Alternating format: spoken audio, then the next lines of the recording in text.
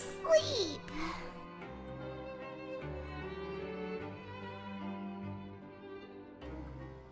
Huh? Wait, look over there! Isn't that... It's one of Linny's cards! Let Paimon see what's written on it! Maybe you haven't heard, but today is the monthly free day. Everyone has the day off today, which makes it the perfect time to do some investigating. It's been a while since we last talked. Have you been making any progress lately? Let's meet at our usual spot in the factory area before lunchtime. I have new information. Ooh, today's our lucky day. We have the day off. From the sound of it, Lenny's been making progress with his investigation. Wonder what he's discovered. We still have some time before we meet up. Let's talk with the people here for a bit more before we go.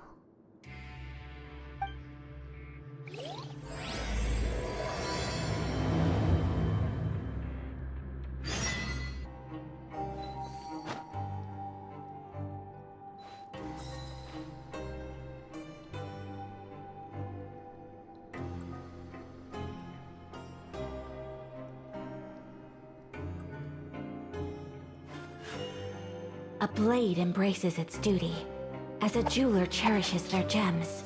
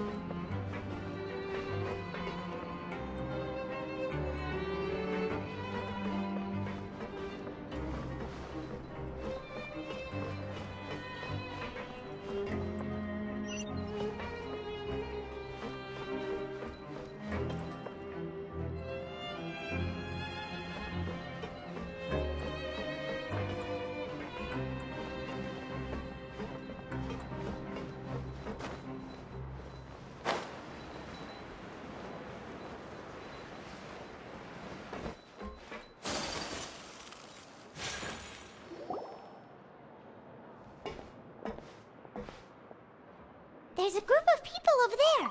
Let's go listen in. So I said, that's not a faucet. Hey, who are you two? Why'd you come over all of a sudden? Oh, sorry for eavesdropping. Sounds like you were talking about something private. What's the matter? They're just looking to join in on our fun, that's all. Hey, don't pretend like it's okay for them to just interrupt us like that. Yeah, fine. You're lucky we don't mind extroverts that much.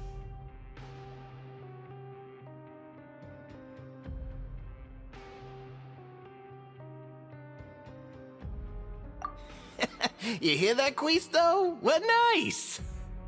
Your expressions tell me you're looking to hear some juicy info, am I right? But before that, it just so happens that I know you two. Really? Are we that famous? You're kidding. How often does anyone get a personal tour led by His Grace himself? Practically everyone was talking about it. Word has it that you also caused quite the kerfuffle.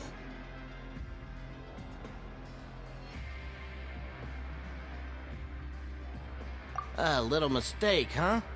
I like the way you put it. You see, people with a good attitude can join our group anytime, unlike some of the others here. Your group? I'm Quisto, and this is Lavaroon. People usually call us the Bombshell Bros, but don't worry. We're not playing with bombs or anything. It's just that our information is always so explosive, and we blow minds on the regular. So, you two really like to gossip? Whew, you sure know how to embellish. No. You don't get it. Knowing intelligence will make things better for you here. For example, knowing who's working with whom, Who has the latest rumors, who's not getting along. Wouldn't you like to know all that?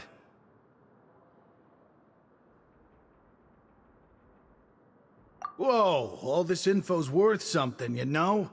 You should prove you're worthy of it. I don't mind him. Quisto's always this way. Just play nice and say something to massage his ego. The welfare meals. Talk about the welfare meals.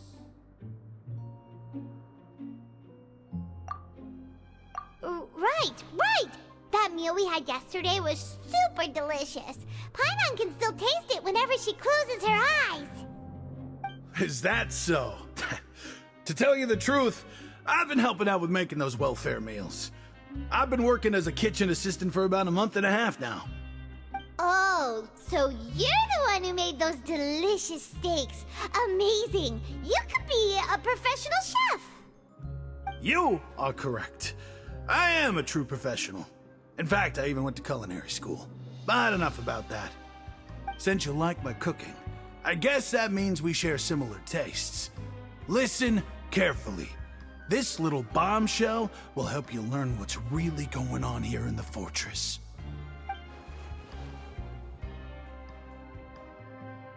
Listen, kids. The power structure within the fortress is quite complicated. The Overworlders couldn't care less about us down here.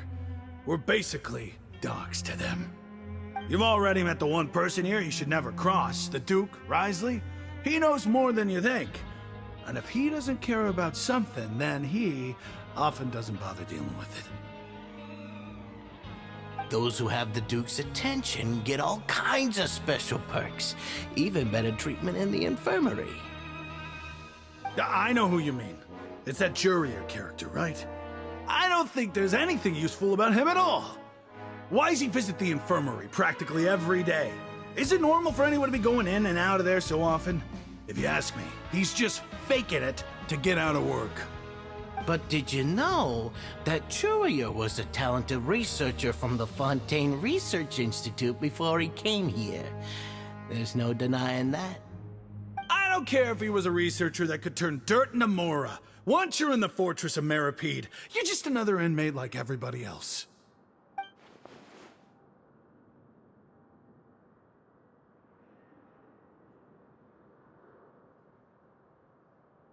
Speaking of which, the last time I saw him, he was passing by in the corridor with Lorvine. I also heard they started arguing in the library and got into a fight, right? Guess that's just how terrible of a guy he is. You mean he hit a woman? Wow, I never imagined he was that bad. But that Lorvine's also quite the odd one, you know? She's always gabbing away, got into a fight with a man, and she also got sent to the infirmary. Come to think of it, I always see her going to the sick bay every couple of days, too. Wait a second. You don't think? Do you think could it be that they're secretly meeting there to go on dates? But it's really hard to imagine. After all, I do remember seeing Lorvine beat Jurier to a pulp that one time. And we might be overthinking things.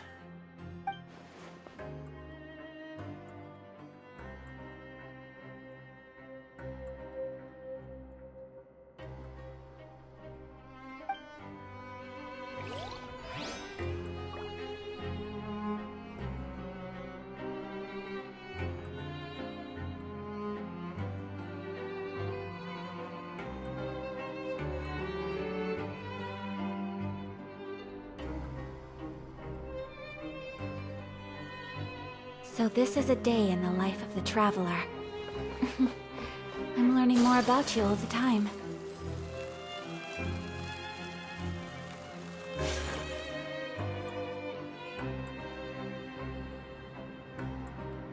Look!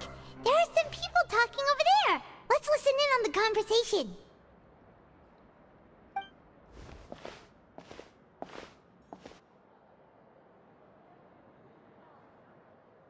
If you ask me, those pompous parasites on the surface act like they're all a bunch of aristocrats.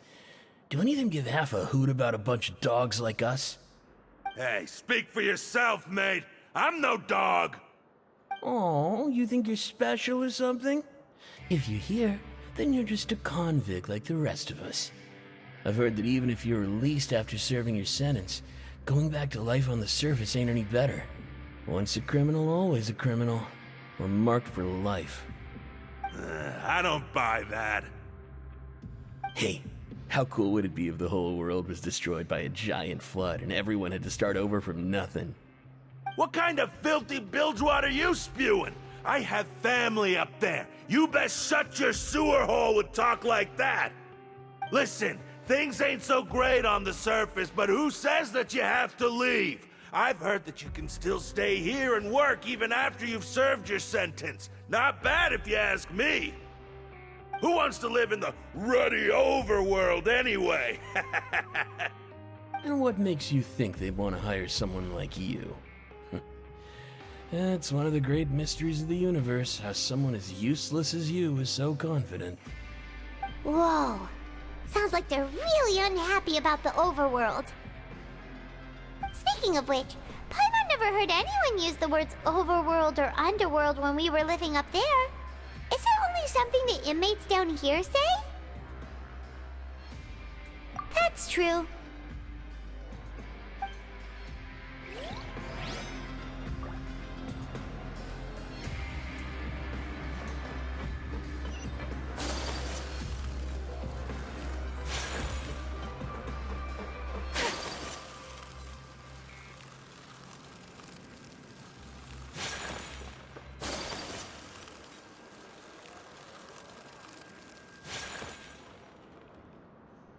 Hey, you over there?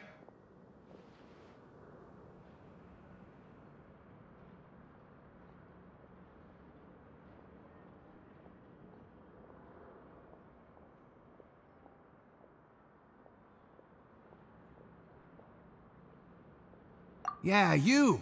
Say, do you like playing card games? You know, like Genius Invocation TCG?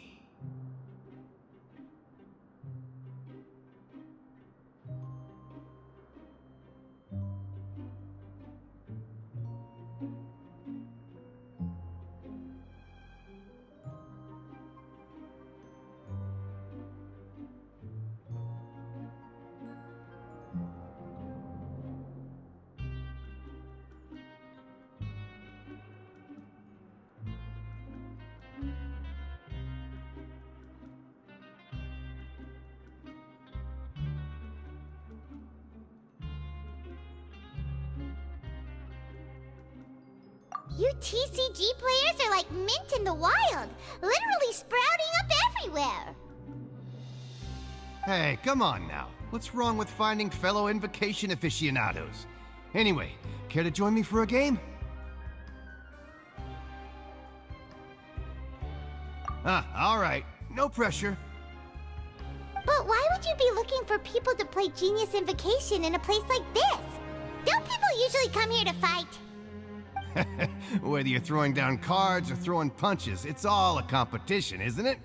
It's all the same in my eyes. There are lots of card players here in the fortress. When I saw you, I immediately thought, hey, even outsiders from other nations play cards. So I came over to say hi.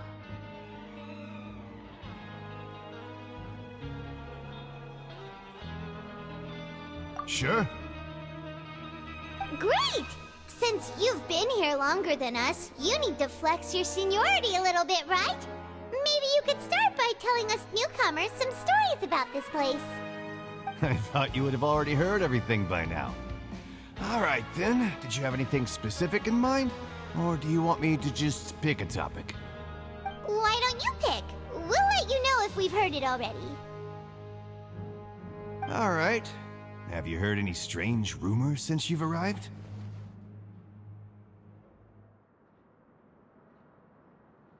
Then, did you know that there are some people who are always gossiping over in the corner?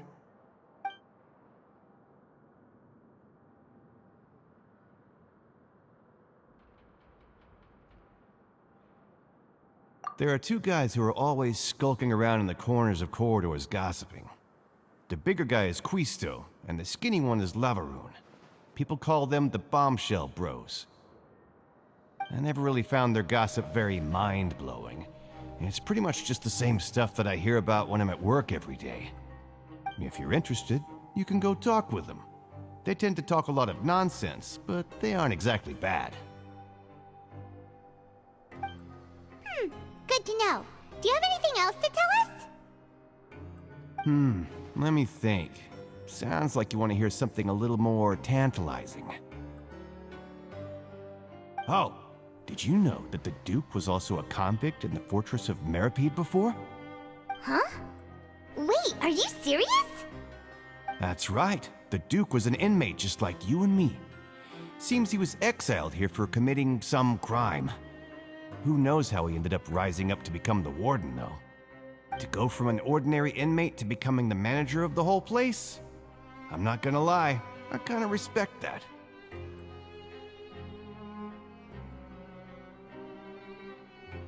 A forbidden zone? Sounds like something that someone just made up. I've never heard of that. Where did you hear about it?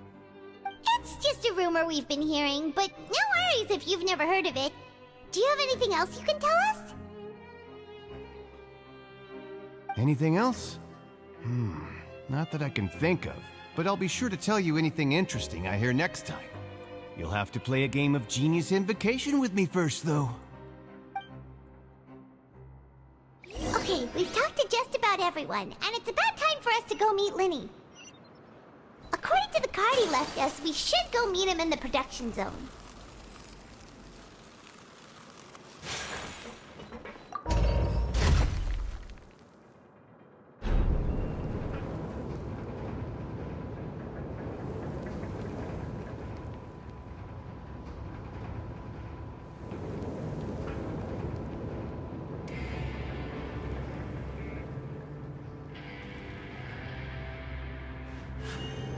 A blade embraces its duty, as a jeweler cherishes their gems.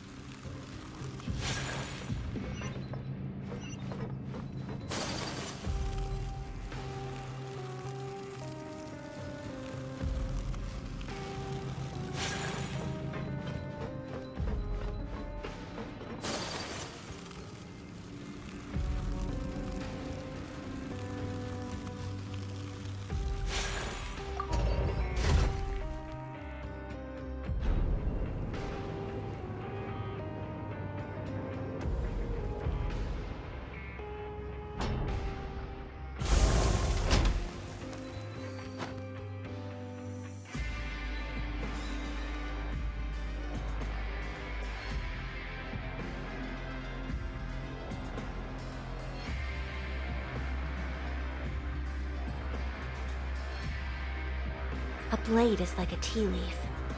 Only those who sample it many times can appreciate its true qualities.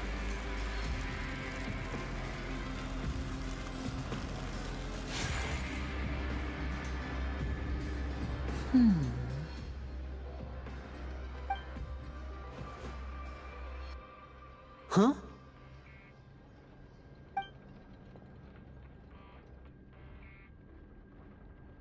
That look in your eyes.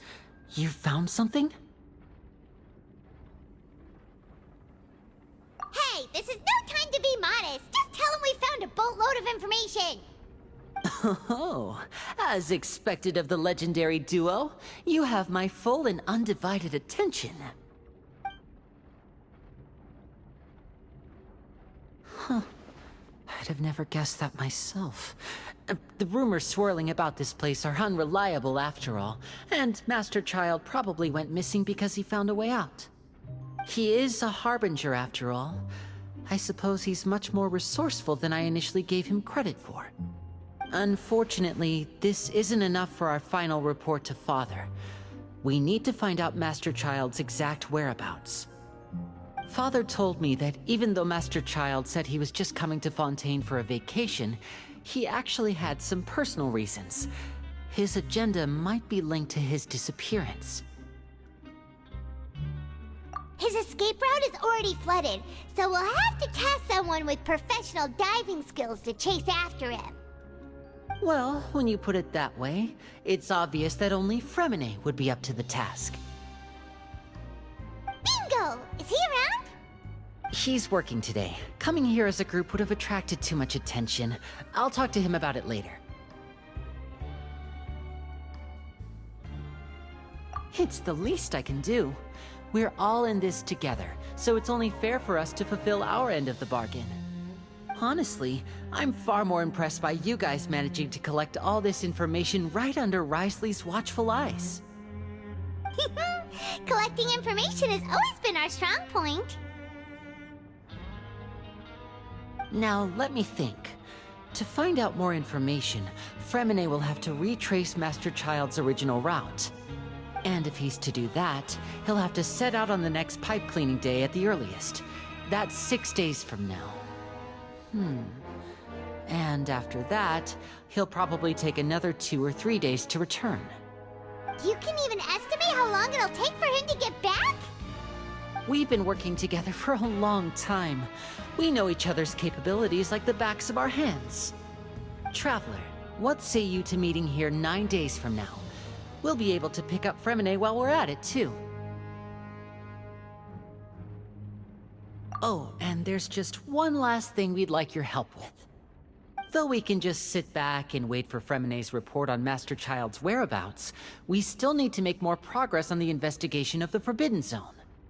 Fremine's no master of disguise. Lynette's still working on getting intel from the other areas, and I'll need to spend some time helping Fremine prepare for his diving mission. So, you are the only ones we can count on. What do you want us to do? Will it be hard? Well, I won't call it easy per se, but I think you'll be able to pull it off. Listen carefully. You'll need to find an excuse to get into the infirmary and investigate the room and environs. You've mentioned several sketchy-looking people always meeting at the infirmary earlier, so it probably has something to do with the secret we're hoping to uncover. You've already met the head nurse, so she'll be less suspicious of you. Investigate the internal structure of the infirmary and any active dealings within, and pass those on to me alongside anything else you're able to discover. But also, there's no need to take risks. Don't forget, safety always comes first.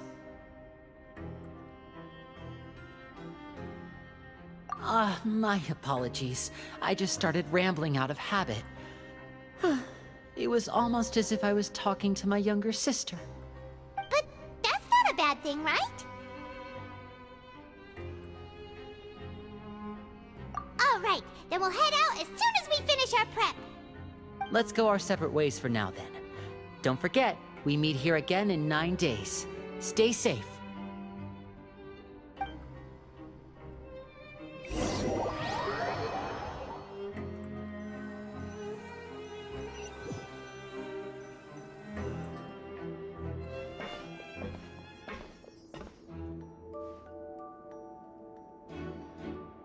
Hey, stay here for now. Paimon will take a peek.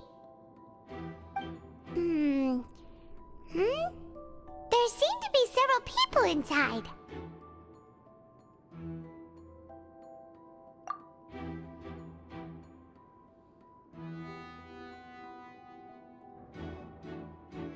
Right. I feel like It's not impossible. Oh.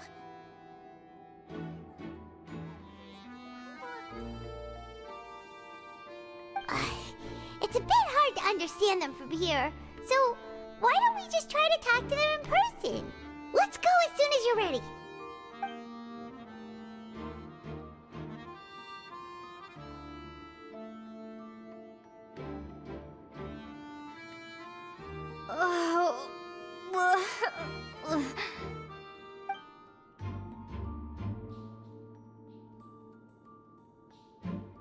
Someone, please help! She's sick!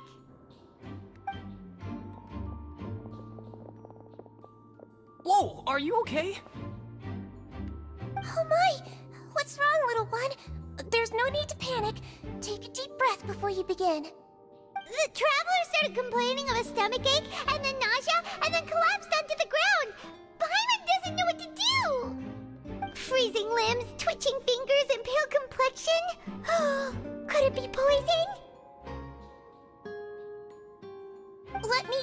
Look, please lie down over here.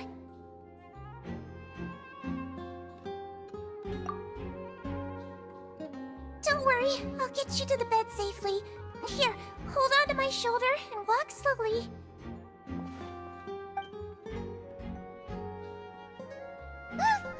You can do it, Traveler!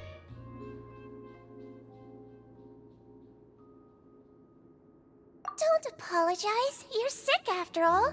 Now, please relax. I'm just going to do a preliminary checkup on you.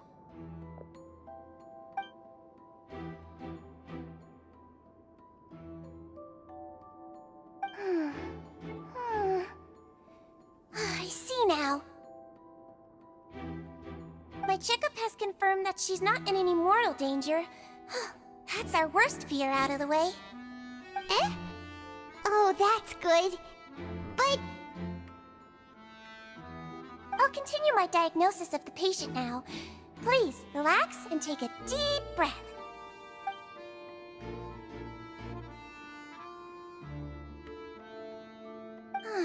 Don't sense serious damage to your organs either. Does it hurt when I press here? And here? Huh? But based on my initial checkup, there shouldn't be a problem here. Oh, how strange.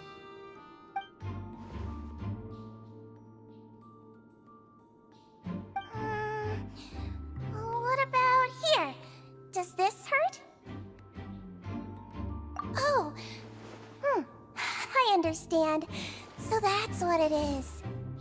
I think you just ate something that disagreed with you. That's all. Nothing too serious. Outside of a pretty bad stomachache when it decides to act up. So that's what it is. Thank goodness it's not anything more serious. And there have been other inmates complaining about the food recently. I'll inform our head chef, Mr. Woolsey, of this problem as soon as possible. Congratulations! The health risk is incredibly low, so you should recover within a couple days. Why don't you take a rest here while I go get some medicine for you? Miss Levine, I'll have to trouble you to help me look after this new patient while I'm gone. Very well. And she hopped away just like that.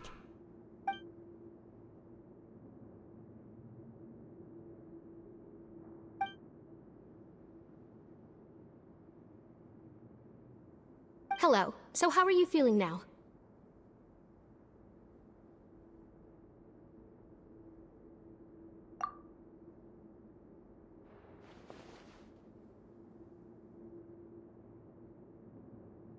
Her stomach aches really bad. She was stumbling about the whole way here, so Paimon's really worried.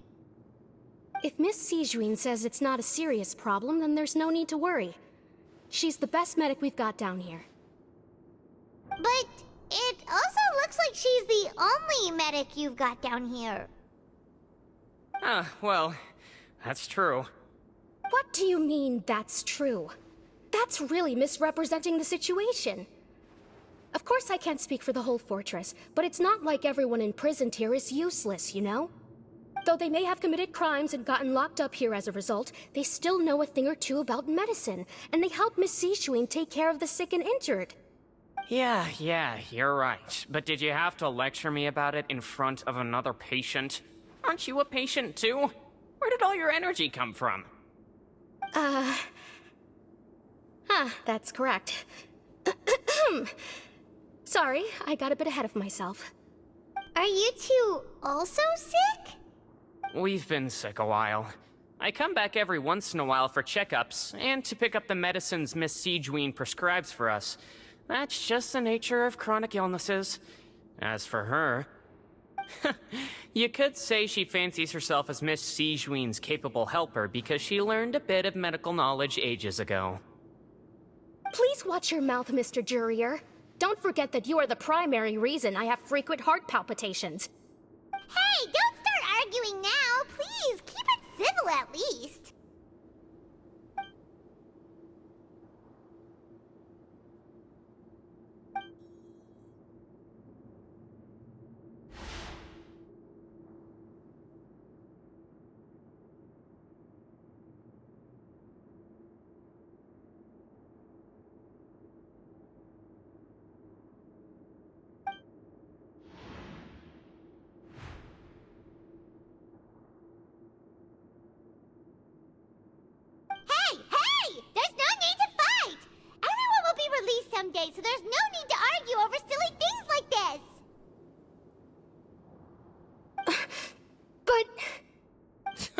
Release. It's way too early for us to even think about that. And who the heck knows if we'd even be able to continue our previous lives?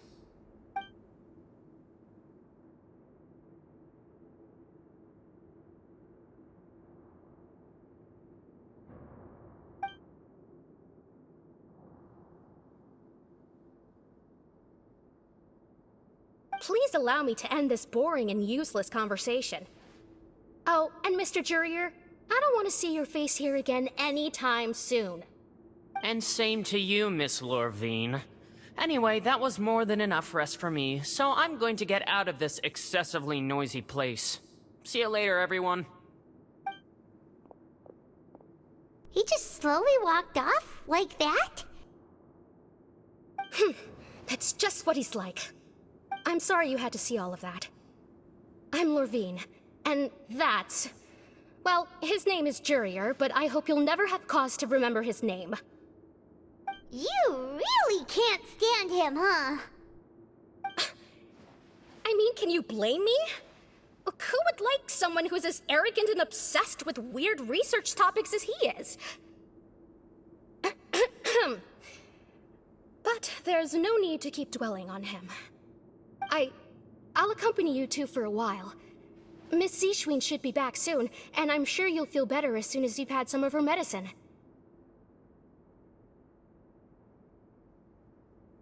No, it's nothing. I'm back! Did you rest like you promised? Thank you for getting our medicine, Miss Zishwin. Did you all cooperate with your bed rest? I trust that nobody got up to walk around. Good. Here, this should be 2 days' worth of medicine for you. Take 1 pill now, and then continue your bed rest.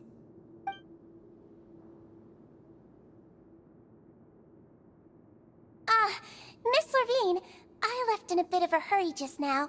Do you still remember if we discussed the color of the pill that you should be taking today? I remember. You said it should be yellow.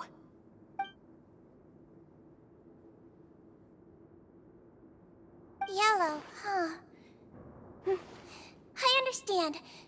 These are yours. Please, make sure to go to bed early after taking them tonight. You'll benefit from a good night's sleep. All right, then I'll also be on my way now. I hope you feel better soon, too.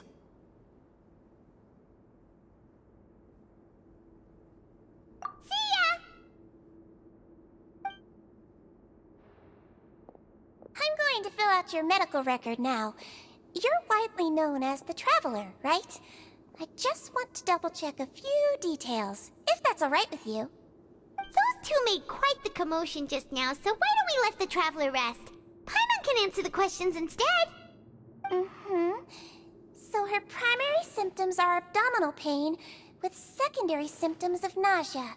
Is there anything else? That's it. All right then.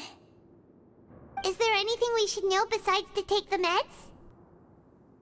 No, her base constitution is quite good, so I'm sure she'll recover quite quickly after taking the medicine. Please, make sure to stick to bland or less stimulating foods. And don't stay up too late at night. Got it. Paimon will hold the Traveler to that for sure.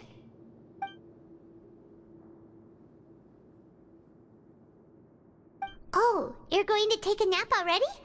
Okay then, you get some rest.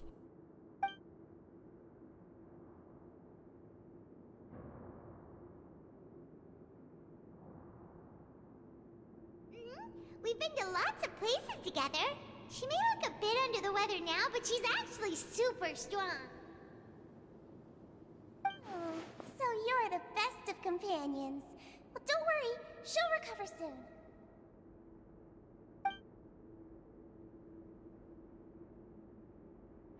You're awake. How do you feel? You slept for a really long time, but we never left. Well, now you can go back without a worry in the world. Remember to take your meds regularly, and remember bland foods.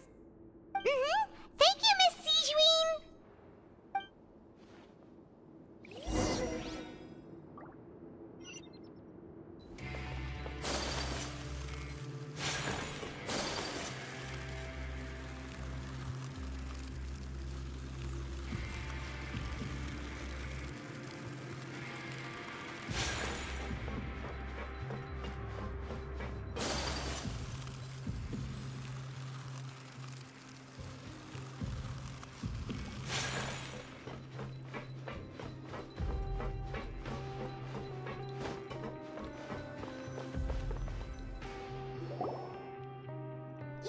are something. To be able to fall asleep like that and even sleep talk the entire time, you scared Paimon half to death!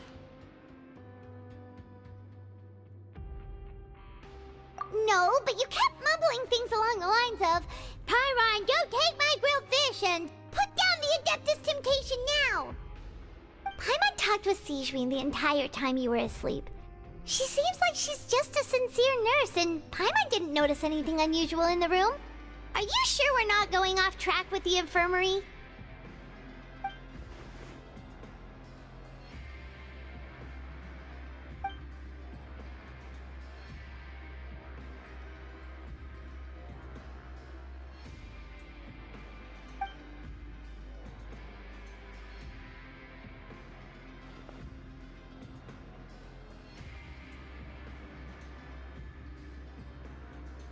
Whoa! You really are super thorough. All those tiny little suspicious things that Paimon didn't even pick up on. We've got to give the info to Linny.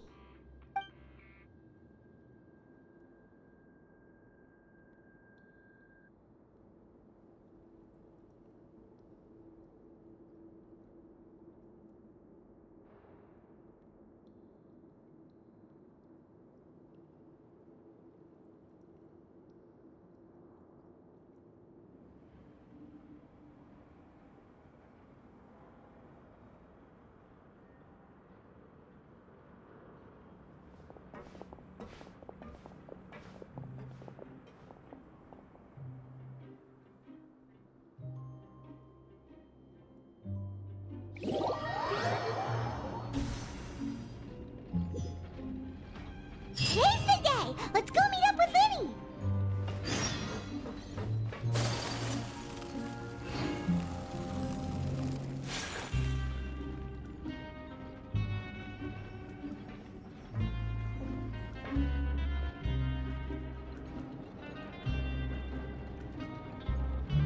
Oh! Hmm?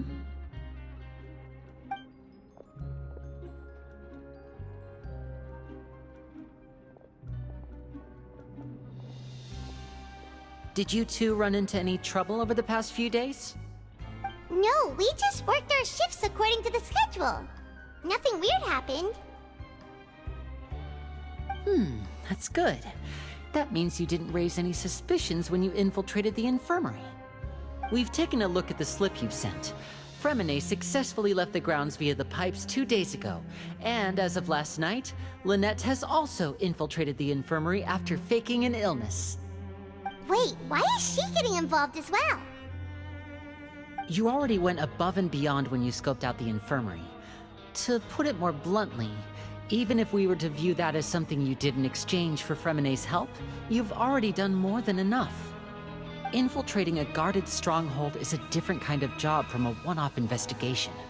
We want to avoid using the same faces over and over and reduce the amount of suspicion that will fall on any given person.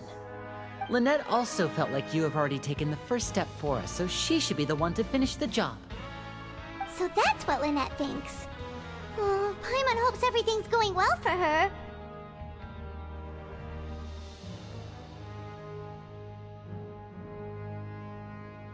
Then, let's go check on Lynette before Fremine returns. If everything went well, then she should be wrapping up her investigation right about now. Is now really a good time to go over? According to my observations, Sigewinne always spends around half an hour away from the infirmary right before lunch. Lynette knows this as well, so this should be a good time to meet up with her. Also, I'm her brother, remember? It's only natural for an older brother to care about his younger sister's well-being. Okay, then let's head over right away!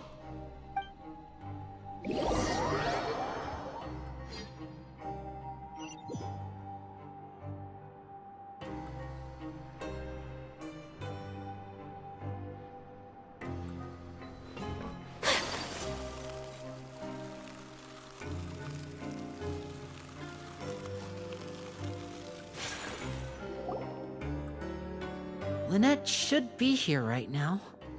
Huh. Strange. Lynette? wasn't here, but why isn't Lynette here?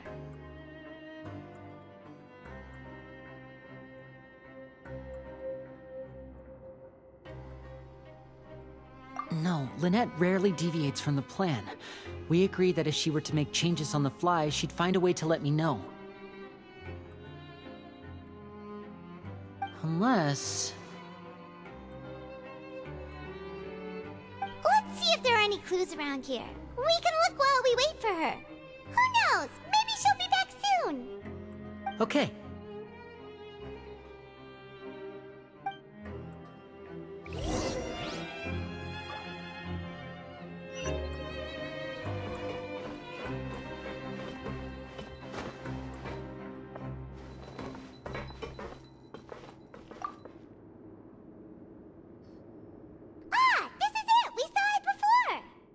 Wait, this thing? It doesn't look like it's been disguised that well.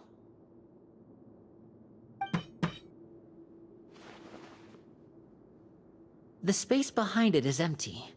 From its size, I don't think it's an entrance that is meant to be taken apart. There's probably a mechanism around here somewhere. Could Lynette have tried to get inside? But if that's the case, she would have contacted me for sure.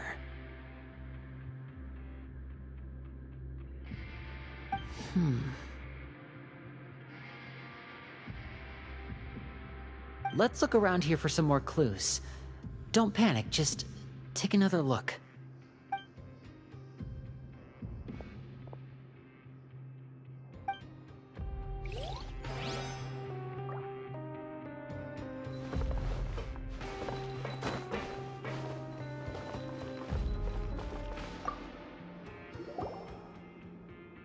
None of the beds have any signs of having been slept in.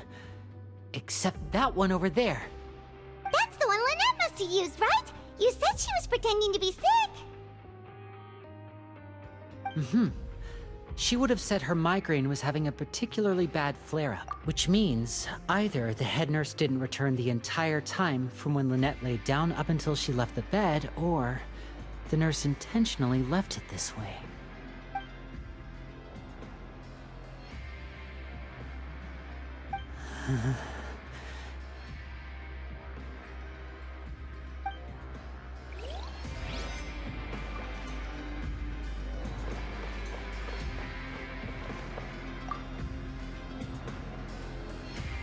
There are some books here and a few files. They all look like medical records. Advanced nursing, how to raise the spirit of your patients, a quick guide to the psychology of emotions, and the meaning of laughter. These sure are some interesting books. Who knew Sijuin would be interested in these kinds of things? She even has books on understanding people's motivations and feelings. Is it because she's a Melusine? Or does she have a need to understand her patient's emotional state? Seems quite normal to me. These are skills that would come in handy for a nurse from time to time. Hey,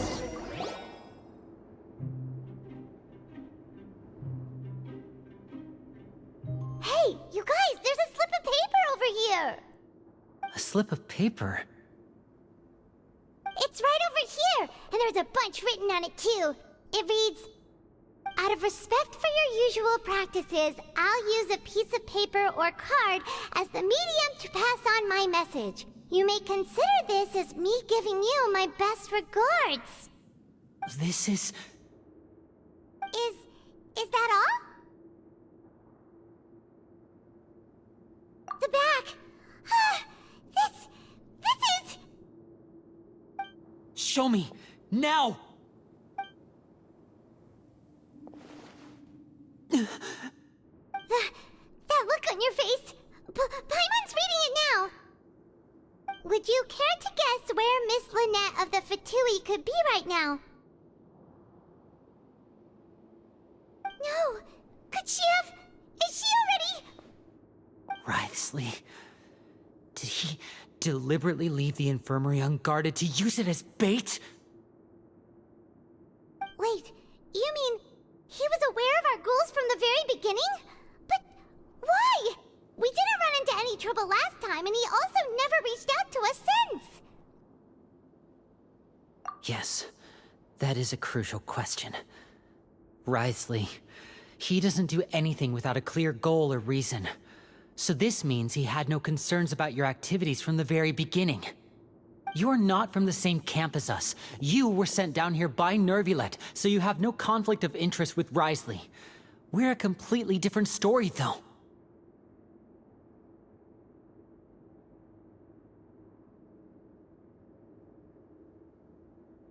I'd like to know that too. Why did he only go after her? Don't panic, just think everything over.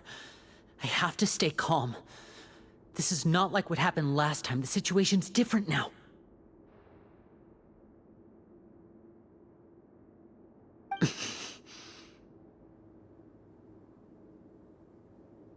Wait, you're right. Wait, but that means...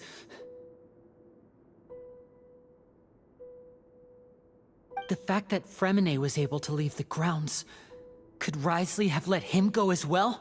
But what does he gain by letting Fremine leave like that?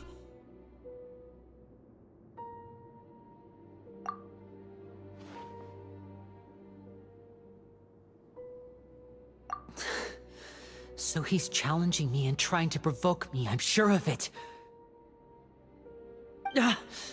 We never should have sent out Fremine. We had to go through all that trouble to find an opening to sneak him around the guards and into the pipe, and we even thought luck was on our side. If Wriothesley let him leave on purpose, then he's probably in a terrible spot now as well. Lenny's getting more and more panicked. We have to calm him down.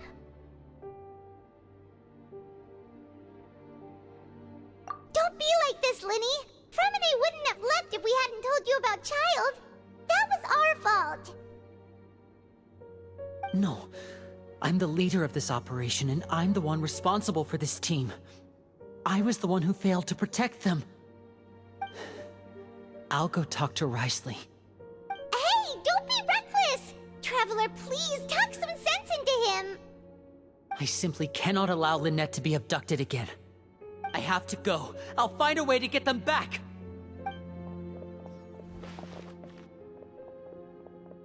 He's rushed out the door! After him!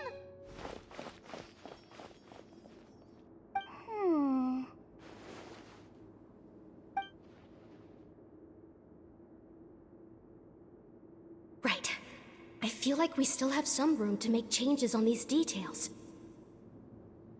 It's not impossible, but it'll require extensive testing. Is that so? Very well. Then please be mindful of the time. Huh? Is someone? Pack everything up. Whoever's outside is eavesdropping. They'll probably come in once we stop talking. Someone! Please help! She's sick!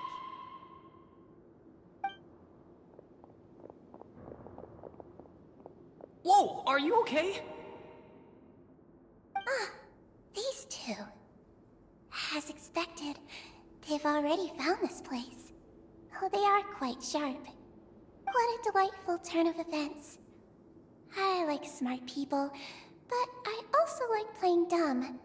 I like the feeling of being trusted. Oh my! What's wrong, little one? There's no need to panic. Take a deep breath before you begin.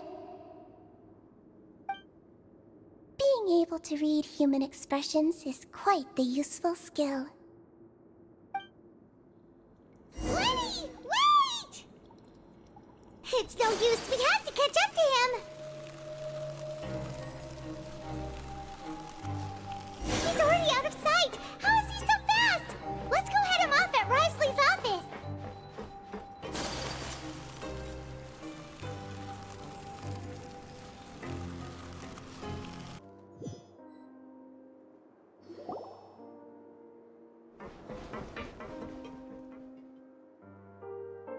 Come out and face me, Wriothesley! aren't we at an administrative office space? Why don't you at least try to follow even a couple rules from the fortress's indoor management regulations? What did you do to my sister? I ran into the young miss at the infirmary. I'd heard that she was suffering from quite the migraine, so I decided to invite her over for a cup of tea. I do have some teas in my collection that can work wonders against such an illness. Stop joking around! Where did you take my siblings? I have also heard that your performances are quite the spectacle. Miss Lynette would sometimes enter a box filled with water, only to emerge the next second from another place altogether. Maybe she'll appear behind you right now if you were to turn your head. Is he trying to trick me into turning my head? No, he's probably not looking to attack me right now. All of the hostages are in his hands, and he's even in the mood for small talk. That means Lynette is probably still alive. You knew we were investigating the infirmary from the start, so you deliberately aroused the Traveler's suspicions and baited us into continuing our investigation, just so that you'd be able to kidnap Lynette. As for Fremine, no, you probably didn't even interfere with Child's escape. You let him go, so you could purge the Fatui members that we had planted into your ranks. There was no need to do so. The Fortress of Meripede is a pretty pleasant place. Most people enjoy their lives here. The only ones who act differently are those with personal agendas. It was quite easy to identify your colleagues. You removed our original members and spread the news of Child's escape so Father would assign our team to come down and investigate. Fremine has also fallen into your hands, right? If you're oh so omnipotent and so in control, why would you need hostages? One correction. Lynette is in my hands right now, but Fremine is not. He's not? What do you really want? Lenny! Oh, wonderful. Everyone is here, so I'll only need to say this once. Thank you so much for cooperating with me. Eager and to the point, I see. Alas, only Miss Lynette is currently having a cup of the fortress's finest tea. Although, as per your original plan, Mr. Fremine should also have returned to the fortress by now. But he has neither shown up within my gates, nor has he been taken into any kind of custody. So where do you think he may be right now? Wait, you can't mean... You locked him outside in the sea? I closed the fortress's gate to the outside world. That's all. Fremine's a star diver, so he should be fine, right? No, we're still here, so he definitely tried to find a way to come back for us. So we can't assume he might have made a break for the surface. But why would I do this, you may be asking? To have an audience with you, of course. My intel tells me that Mr. Linney is a great magician, so it's only natural for me to want to have some cards of my own when it comes to negotiating. Besides, I do recall you mentioning to Miss Lynette that you've always wanted to have a face-to-face meeting with the Lord of the Fortress of Meripede, regardless of whether it was in a personal or a professional capacity. Well, you got your wish. So, you've been keeping tabs on us before we even set foot in the fortress. Some of my folks just happened to hear a thing or two, that's all. In any case, I will be straight with you. I was willing to play dumb and turn a blind eye, so we had a pleasant few days playing games together here. But once you started focusing on the Forbidden Zone, all of that changed. Mr. Linney, the cards are stacked against you right now. Miss Lynette is in my hands, and Mr. Fremine is still slowly being pickled out there in the brine. You know just as well as I that he cannot last out there forever. You need do but one thing to guarantee their safety. I would like you to contact your superior, and ideally invite her over for a cup of tea with me. You want to see Father? But why should she bother giving you an audience?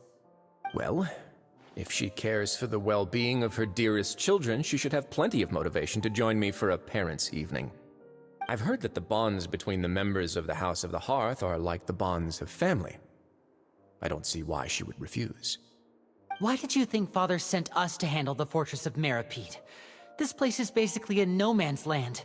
It wouldn't be fitting for anyone as important as a harbinger like Father to come here in person. Oh, I see. So it's because she doesn't care for my place here. That's such a shame. After all, I've amassed quite the tea collection. I was looking forward to sharing it with her. Both Monsieur Neuvillette and Lady Farina have already received many samples as gifts. Was this the extent of your master plan to get to Father? No matter how much pressure you may put on me, I won't allow you to use us to blackmail her. You people really are difficult to get along with. All I'm asking for is a face-to-face conversation. Does she truly have no interest in the fortress's secret? Mr. Linney, you have one last chance to invite your father here. If you refuse... Linny!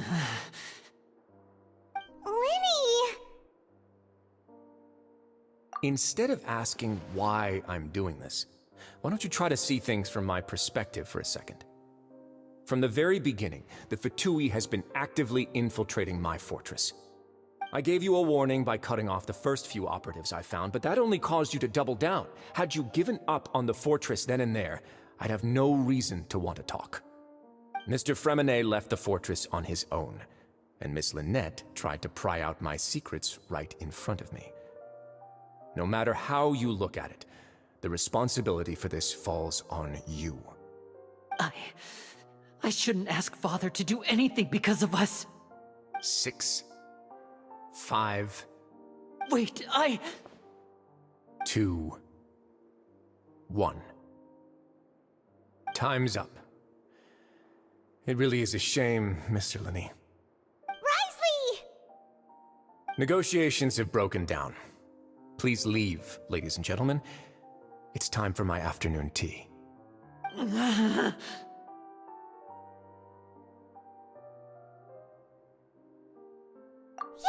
listen to the Traveler! If you can't talk to Linny, can you at least talk to us? You do realize that I'm only letting you go because of Neuvillette, yes? You're here helping him out, and I've already done my best to stay out of your way. But that doesn't mean you can just do whatever you want. The fortress may be small and remote, but it still has its own set of laws. Then how about this? Those who are capable deserve respect. You've spent quite some time investigating my home turf by now, so why don't you tell me a thing or two about what you found, I'll ask you 3 questions. Answer all of them correctly, and I'll agree to your request. Question 1. Regarding the hidden rules of the production zone, what is the truth behind the one about not being allowed to work for 3 days in a row?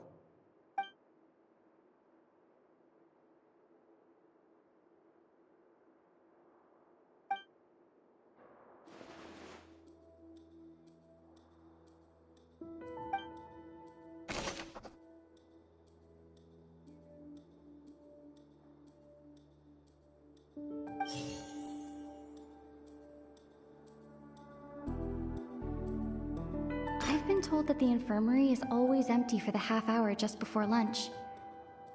But what could Sigewinne be doing during that time?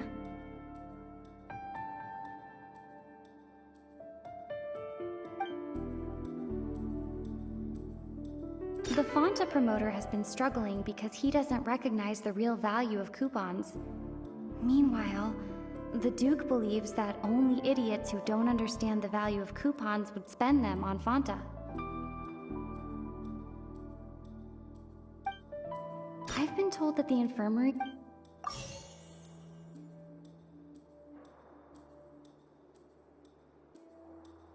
Fanta's internal reports suggest that they're starting a new trial of an unnamed and unpackaged product.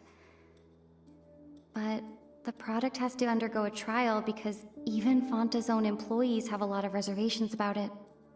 The Fanta promoter has...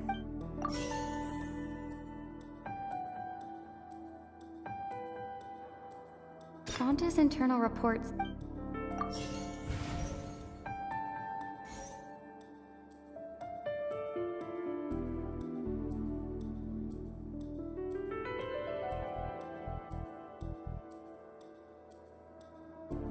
The research note said that the Melusine race perceives the world very...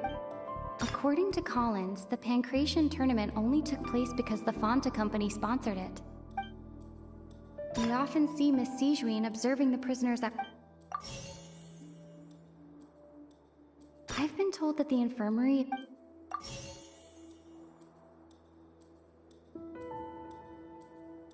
The Fanta promoter has been struggling because he doesn't recognize the real value of coupons. Meanwhile, the Duke believes... The research note said that the Melusine race perceives the world very differently from humans. Because of that, the Melusines have also developed a sense...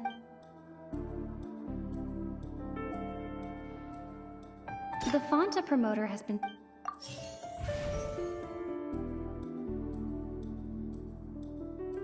The research note said that the...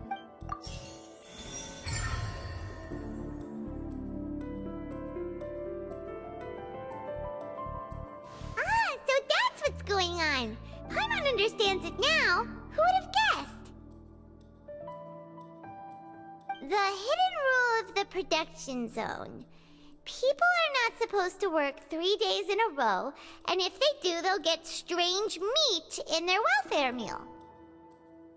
At first we thought this strange meat must have something to do with the people who disappeared, but in reality, they were all prepared by Sijuin, the head nurse. She often visits the production zone to observe the workers' health and makes a note of anyone who has worn themselves out after 3 full days of work. Out of her sense of duty as the head nurse, as well as her genuine concern for the workers' health, Sijuin visits the cafeteria right before lunch and cooks an extra dish for those who can use the stamina boost. Sijuin has only the best intentions with her surprise gift and doesn't want anyone to find out about what she does. However, unfortunately, Melusines as a race perceive the world differently from humans, and their sense of aesthetics is even more alien to us. The recipients of her lovingly prepared special meals cannot taste the care within and usually just freak out. Are we on the right track? Not bad. You've uncovered Sijuin's secret and even guessed her intentions correctly as well. It's nice to know that her efforts have not gone unacknowledged. All right, now for my next question. There are also some hidden rules in the Pancration Ring, including the one that you're not allowed to support both sides of a fight. Why is that?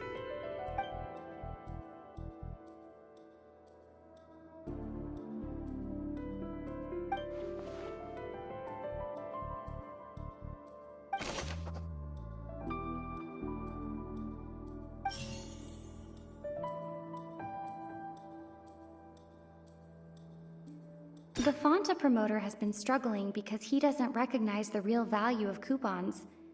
Meanwhile, the Duke believes... We often see Miss Sijuin observing the prisoners at work near the production zone. It seems like she can perceive the general state of a Fanta's internal reports suggest that they're starting a new trial of an unnamed and According to Collins, the Pancration tournament...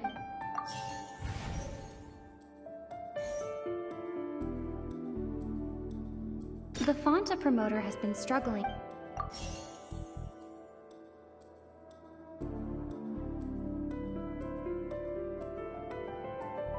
The research note said that...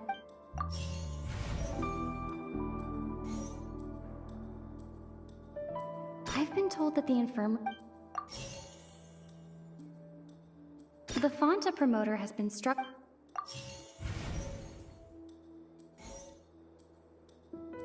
According to Collins...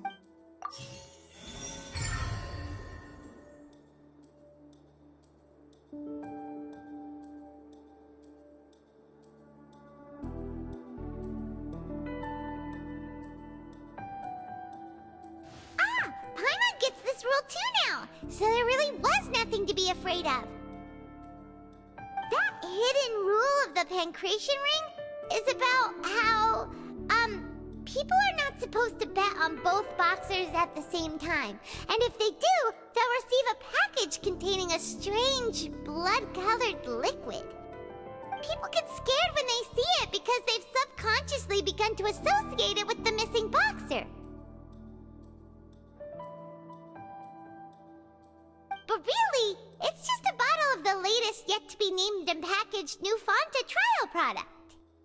A blood-red drink. It's no wonder even Fanta's own staff were questioning the company's decision-making. The company, facing backlash from its own staff, decided to try to trial the product on a smaller scale, to see how it might be received by customers. They came to the Fortress of Meropide and offered to sponsor the Pancration tournament so they could push their new product. But the Duke completely refused to even entertain the idea. The Duke, knowing how valuable coupons are in the fortress, knew that only total idiots who didn't understand their true value would bother buying a Fanta product here. And so, only those who proved their stupidity by being dumb enough to bet on two opposing sides of the same match were selected to receive the drinks. I acknowledge the effort you've put into bringing the truth of this mystery to light. Although, based on your description, that Fanta promoter is a bit too careless with his words, I may just reconsider my collaboration with the company. All right, and here's the final question. What's the secret behind our head nurse and all of her patients in the infirmary?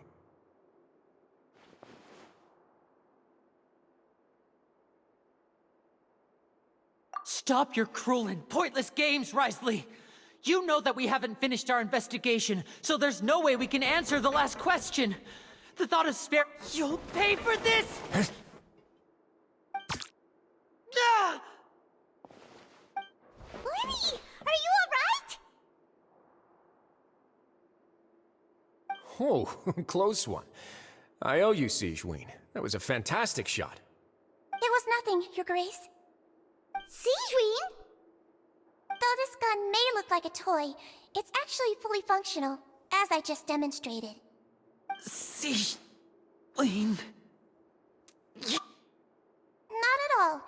I am merely a resident of the fortress, and thus protecting it is my duty. When Monsieur Neuvillette asked me to come here, he told me that my job would be to take care of the well-being of everyone here. I am merely discharging my duties.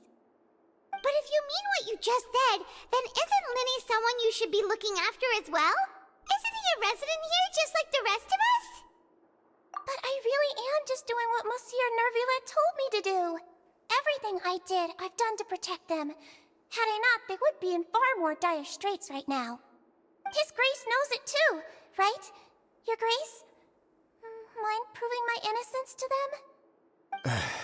My dear Sigewinne, whatever shall I do with you? Would it have killed you to just wait another minute or two? Well, it's nearly time after all. The way you do things can be truly frustrating sometimes, Your Grace. I figured I should try to talk some sense into you. What are you talking about? What time? Take me if you want, but let them go. How touching. Can you just give me one more minute? Don't be like that, Your Grace. All right, everyone, calm down. 2 more visitors will be arriving any time now. I'll go get a cup of tea. Miss Sigewinne, I leave Miss Lynette in your care. You... What are you doing? I believe I hear footsteps.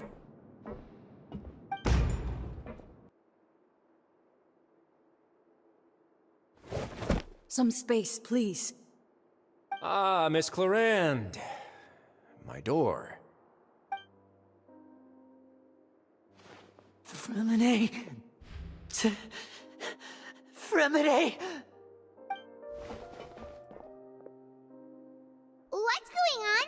What is Clarande doing here? Work. I'm sorry about shooting you, Mr. Linney. The tranquilizing effect will begin to wear off soon. Please take it easy in the meantime, though. What happened to Fremine? Wasn't he diving just outside of the fortress? Why is he looking like this?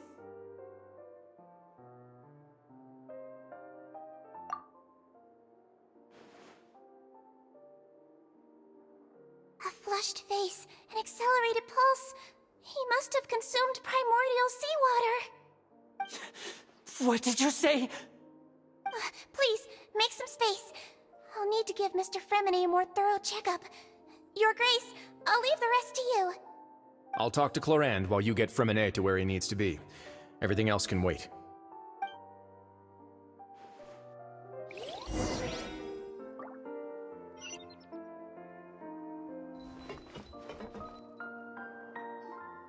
What's that look on your face? I thought I made good time on the way back. Oh, I'm just admiring your punctuality. Had you arrived just a few minutes later, Sigewinne may have been forced to shoot Mr. Lenny again. How's the situation out there? The water has changed. It's pretty much as expected. The concentration of primordial seawater has increased significantly. I was only out there a short time, so it wasn't too bad. But if one were to stay for any significant amount of time...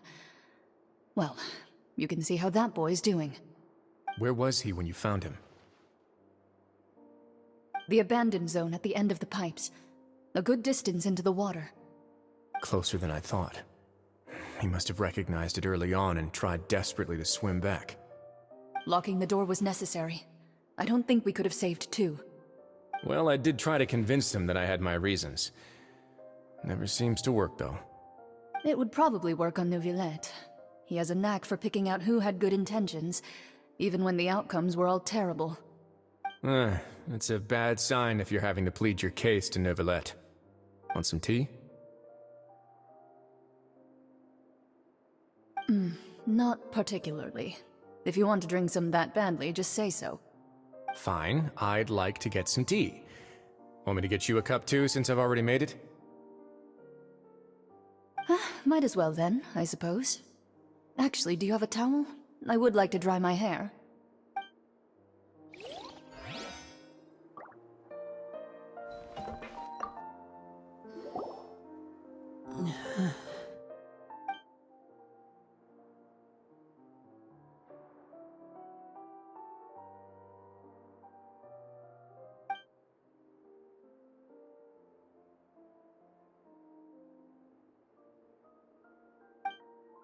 How is he? These symptoms are probably caused by an acute ingestion of a large amount of primordial seawater. Still, his condition is not critical. Of course, it would be best if he stayed for further observation. Let's leave him here for now, and move him to the infirmary once he's recovered a bit more. Sorry. I am aware that the infirmary may not be your favorite place in the world at the moment. We do only have a single clinic in the fortress, however. Why would he ingest a large amount of primordial seawater after leaving the fortress? How could that possibly happen? Please, look after Mr. Fremine for the moment. I'll go fetch some medicine and a respirator. Oh, I'll bring Miss Lynette back with me. Where is she? How is she right now? Oh, she just took a nap in an empty room after I tranquilized her. If my calculations are correct, she should also be waking up right around now. You might not believe me, but His Grace and I actually made some snacks and tea for her.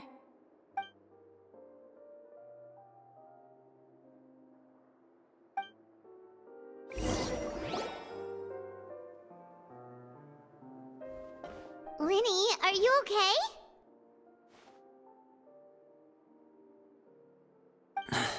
I'll be fine. They're all here now. Don't worry about me. Are you sure? You don't look alright. My hands and feet are still a bit weak, but that's probably just the residual effects of the tranquilizer shot. I'm back, everyone. Lenny! Oh, Traveler, Paimon, you're here too. Fremine? Is he... He'll be fine. But for now, please help me lift him up.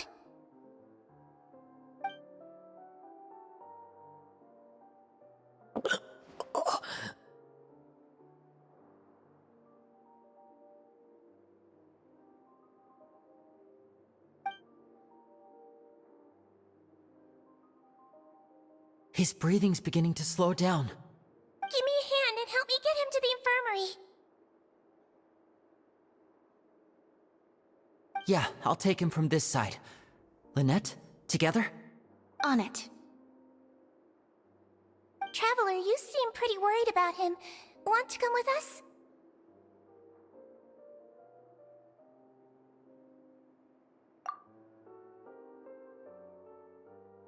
The Duke and Clarande are gone. They probably went to get some tea. The Duke will explain the truth in just a bit. Miss Clarande will need a break, since she only just returned from rescuing Fremine out of the sea.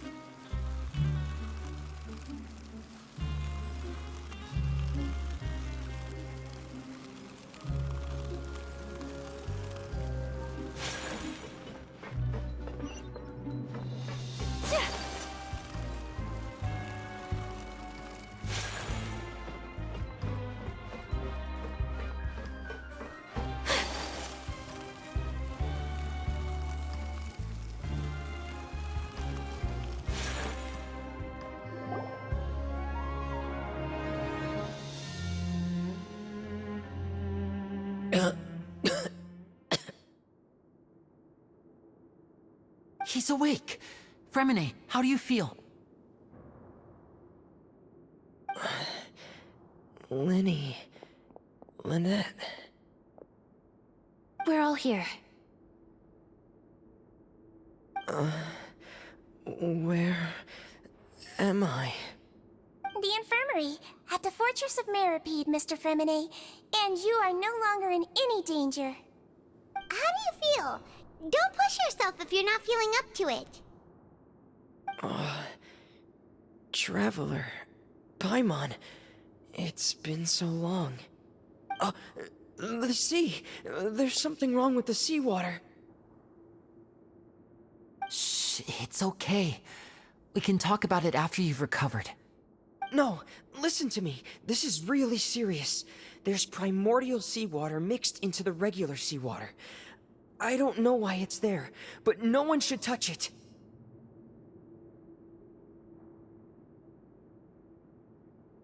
Pipes. Right, the pipes. It's all coming back to me now.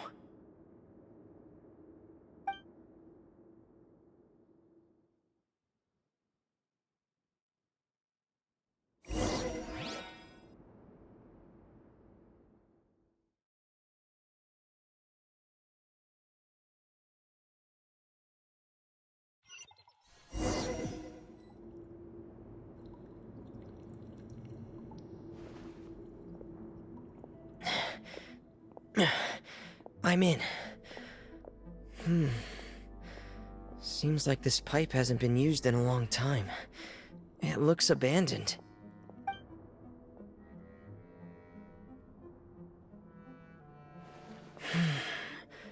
Where could Master Child be?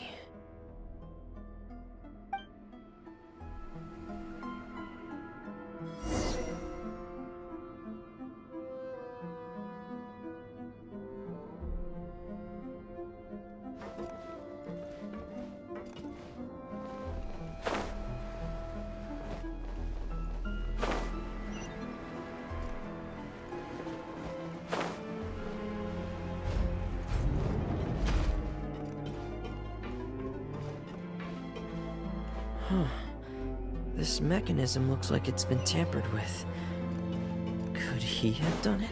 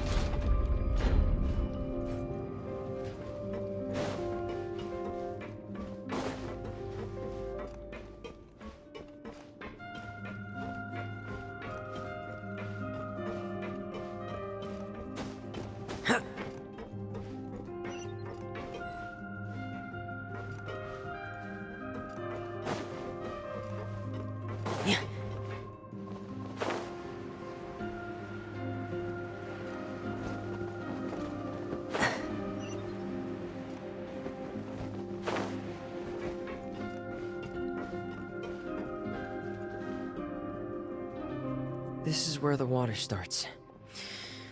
Okay. Master Child probably dived into the water.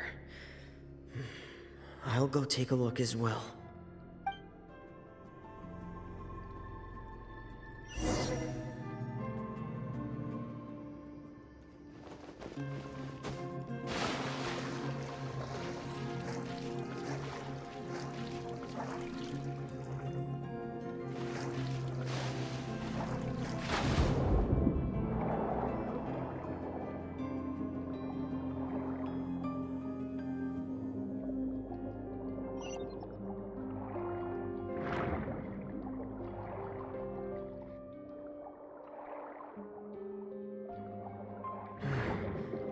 The vegetation here is a bit more sparse. These traces aren't natural. A person must have left them, and recently. I should be going in the right direction.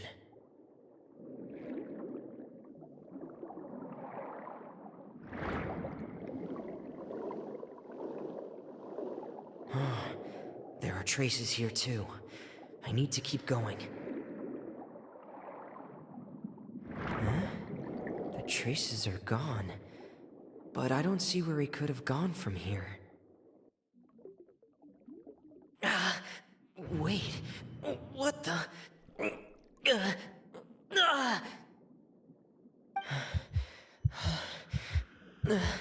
My heart is racing, and it's getting harder and harder to breathe. What's going on?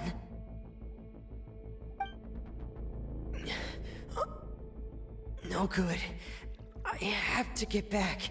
They still don't know anything about what's going on. If I turn back right now, I should still be able to make it.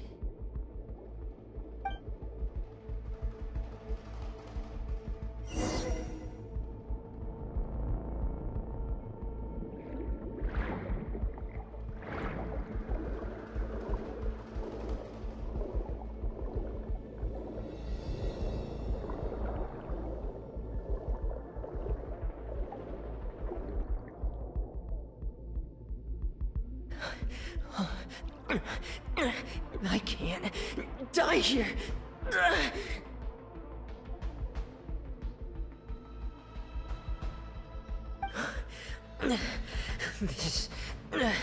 This is bad.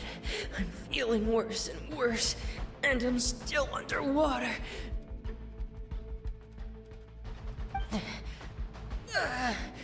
I have to push on.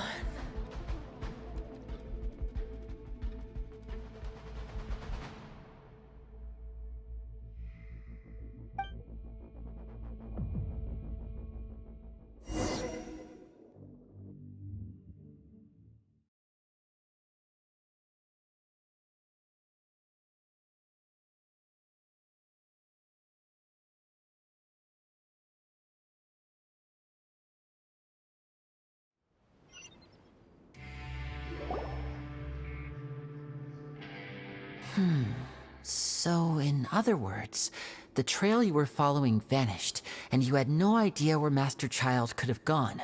But there was also no obvious place for him to have disappeared to. That's right. I tried my best to swim back, but I had already put some distance between myself and the fortress, and I just couldn't find the strength to keep going. I probably passed out some time after that, and you know the rest. Miss Clarand brought you back, but we also don't know why she just suddenly appeared at the fortress, or why she went out to save you. Miss Clarand, you say? I must go thank her in person. You're still too weak for Monet. You can go after you've had some more rest. Miss Lynette is right. I believe Miss Clarand will stay here as a guest for another few days, so there's no need to hurry. A guest? Then I can assume Risley was the one who invited her to come down here? You should ask His Grace about that. He'll be able to explain better than me.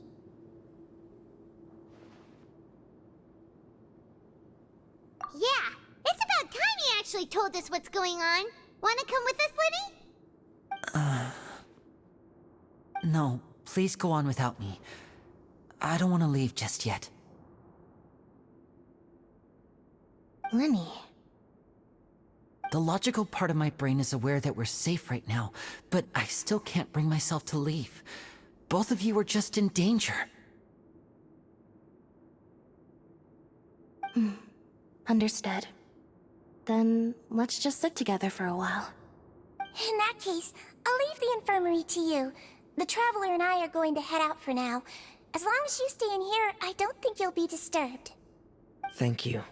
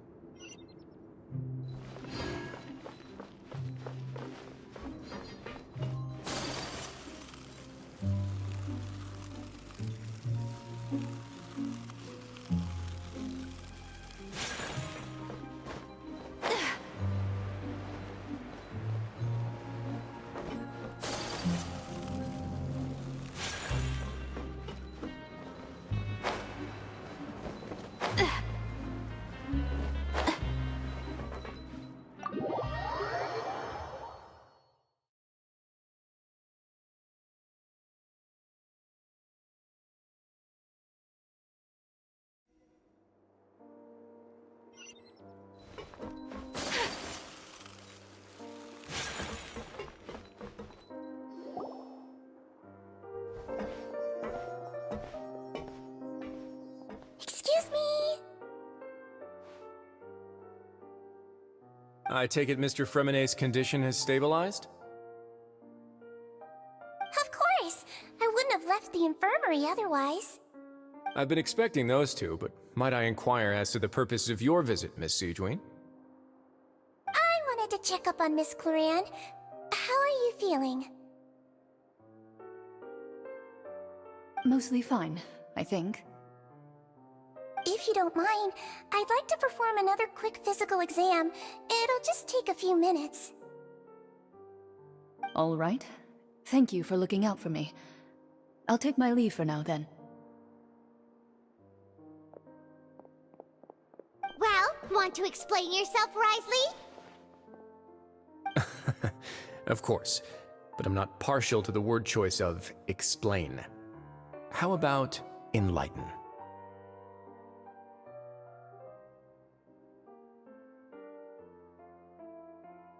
Where should I begin? How about you start by asking me any questions you have? You can start with whichever one you'd like to get answered the most. Then Paimon will begin.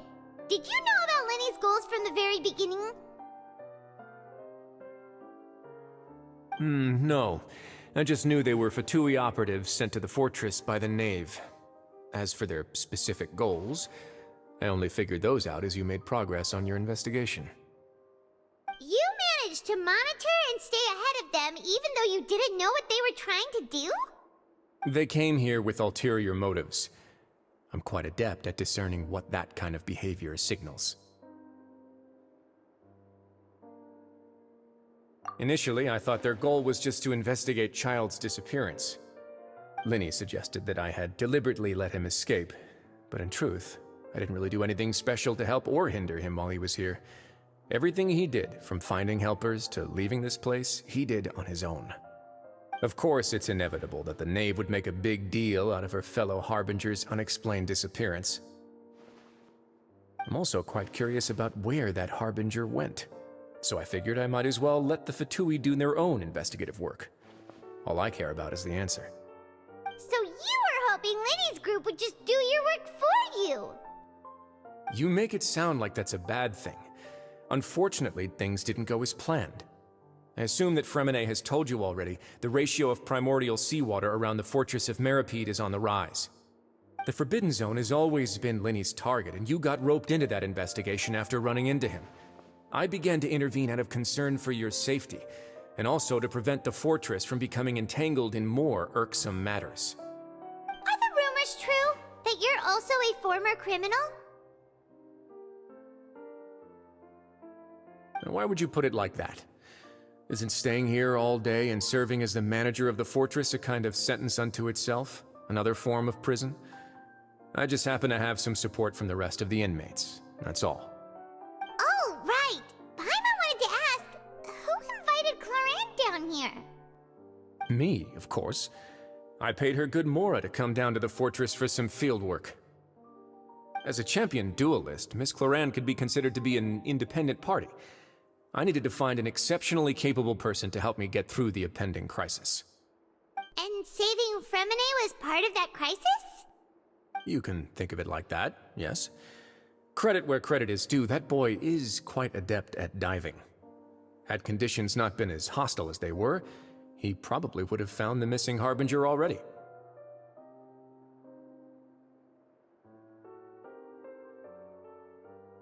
That's not something you should be asking after. Neuvillette only asked you to investigate Child's whereabouts.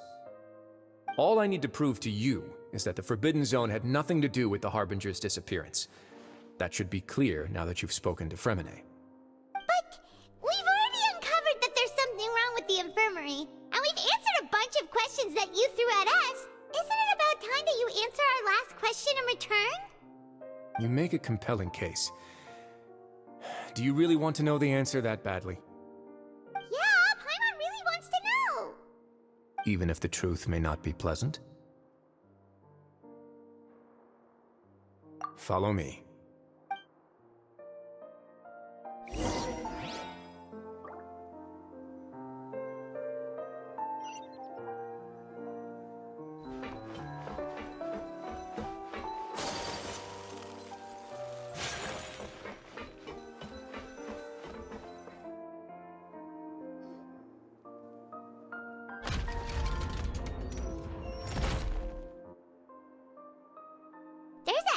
Door here? And a whole basement behind it? Huh. You're pretty good at hiding stuff, Risley. It seems you've forgotten just what kind of place the Fortress of Meripede is.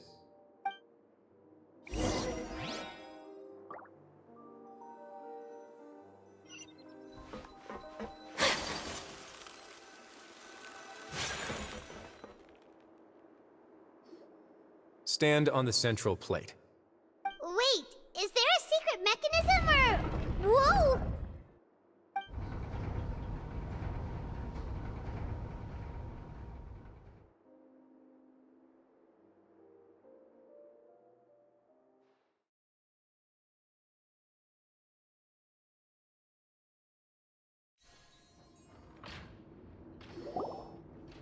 So, this is the Forbidden Zone? Honestly, for a place so well hidden, Paimon sure doesn't see anything special. What a huge door! There are 3 such isolation gates in total. Generally speaking, I'm the only one who's allowed to go inside. Hence the name Forbidden Zone. Am I correct to assume you're going to run on back and tell your little Fatui friends everything? Well, Paimon wasn't thinking of keeping anything from them. Well, I'd advise you wait until you've seen the whole truth of this place for yourself before deciding whether or not to tell them.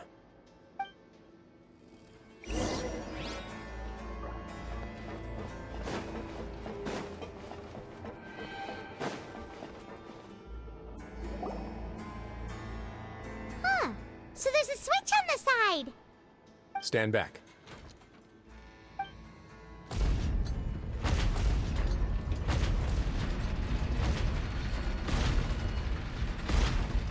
Whoa! They all just went up one by one! Go on, have a look.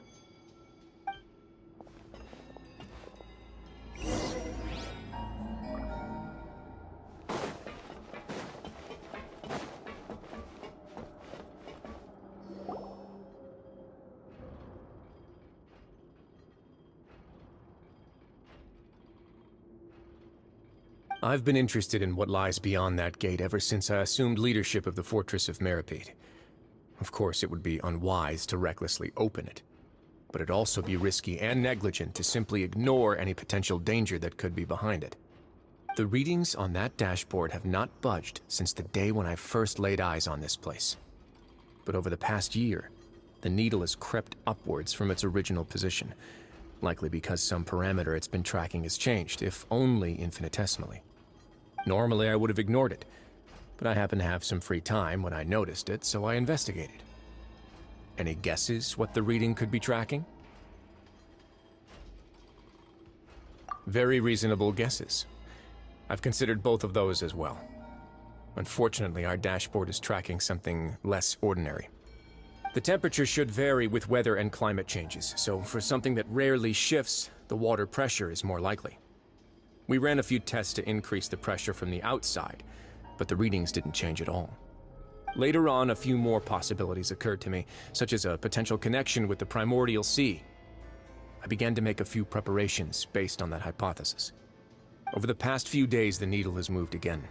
With that, and the symptoms that Fremine displayed after leaving the fortress, I can now confidently conclude that the readings represent the concentration of primordial seawater in the seawater nearby. The concentration of primordial seawater? But we're already under the sea! And that is precisely the problem. We're at the bottom of the sea, and now we're surrounded by toxic seawater. Somehow, primordial seawater got mixed in, and the concentration is steadily rising.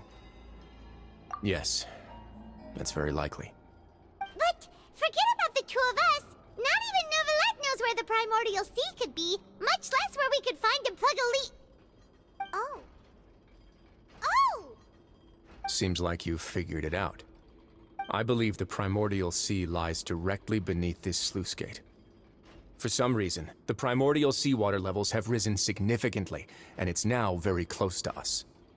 The indicators are now red. Although the gate still stands, some primordial seawater has already leaked out and mixed into the sea around us. If this continues, soon it will no longer be able to hold back the primordial sea at all.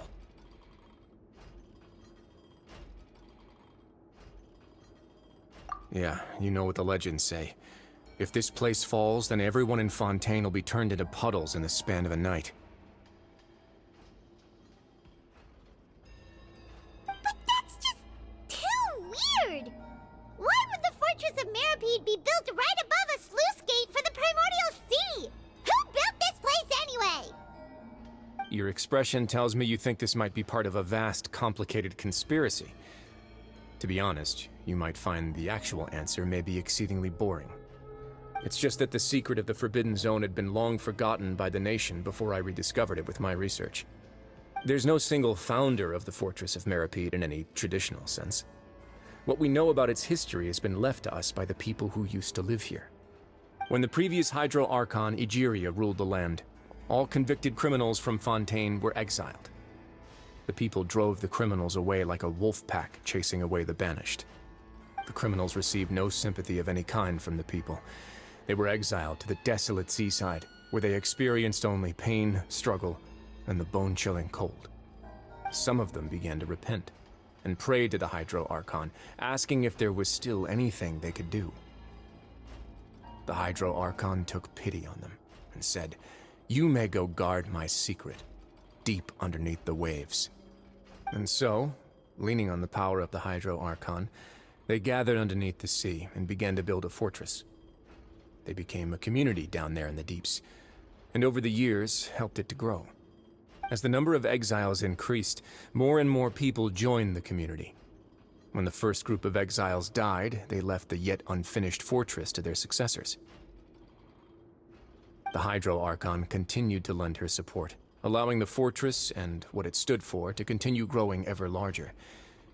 Before long, this dark underwater fortress became the Sinner's only home. And with that, the people here stopped referring to the fortress as a prison.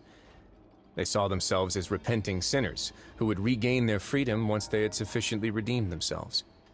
But as time went on, people also realized that the fortress was a lonely place.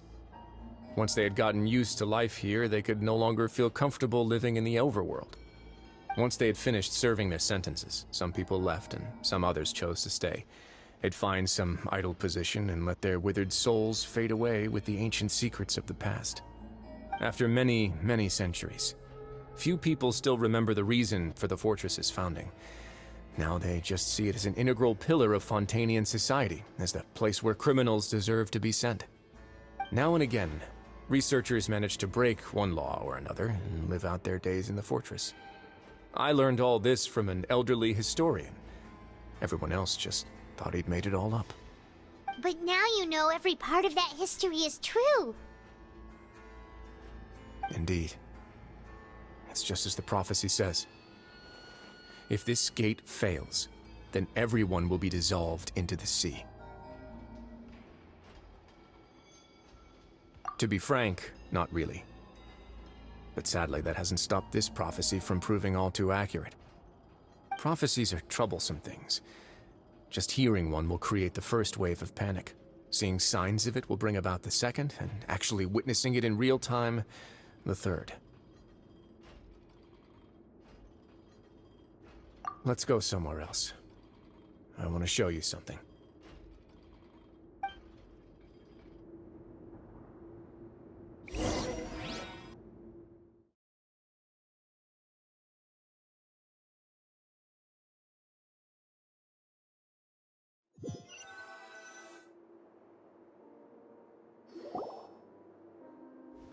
This is it.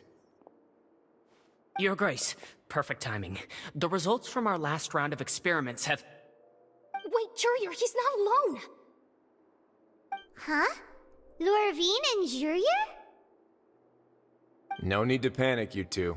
I've already told them about our plan. What? After you warned us not to tell a single soul about any of this? I'm skeptical as well.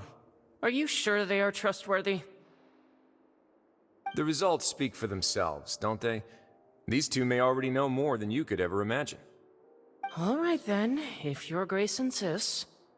They seem harmless enough, so I'll trust them for now. Well, how about some reintroductions? This is Jurier, one of the highest-ranked researchers from the Fontaine Research Institute. He used to work under Edwin. I trust that you've heard of Edwin?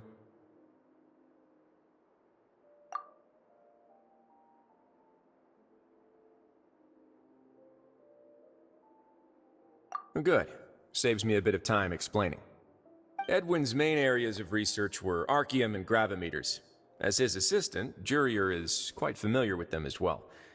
I hired him to be my technical consultant. You want to blow up the fortress of Meripede? Ah, what a lovely idea. I'm already imagining it in my head. Gotta admit, I'm tempted as well. Guys, focus! Focus! That taskmaster over there is Miss Lorvine, and is also one of my technical consultants. While Jurier used to be Edwin's assistant, she used to be Jurier's assistant. Ooh, are they together?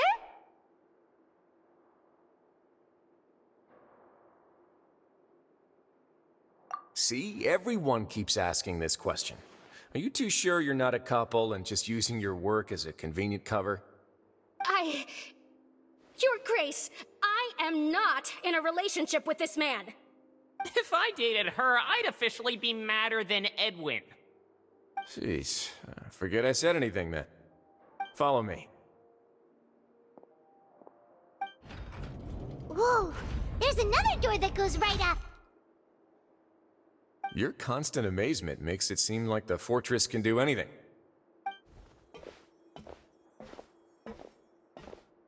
But Paimon really thinks everything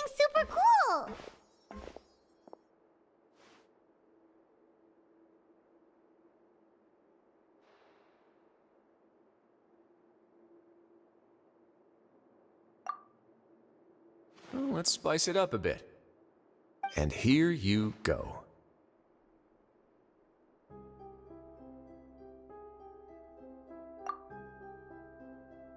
What a huge ship? This is also a production zone that Paimon's never seen before. What's going on? How much do you know about Fontanian history? Not much at all. Well, then maybe you haven't heard the story of ancient Lemuria. To give you a quick rundown, Fontaine used to be ruled by the Lemurian dynasty. According to legend, the Lemurian king Remus came to this land after being inspired by divine revelation and found the seer Sibila, who had taken on the form of a golden bee. Taking the golden bee with him and riding on a huge ship, the Fortuna, he created his nation above the surging waves. He called his nation Lemuria, and used the Fortuna to incessantly search for new tribes and islands, calling on them to join his empire. There's a ship in this story too? Where there's water, there'll be ships. People believe that hope can always be found at the end of a voyage. Do you believe that too? To a point, I think. As you've already seen, I have a whole factory's worth of labor, materials, and technology at my disposal. Certainly can't hurt to give it a try. So the moment I began to speculate that the Primordial Sea might lie underneath the gate, I also began this project. Were you inspired by the legendary Fortuna? Maybe. Fontanians need something to hold on to cope with the impending disaster.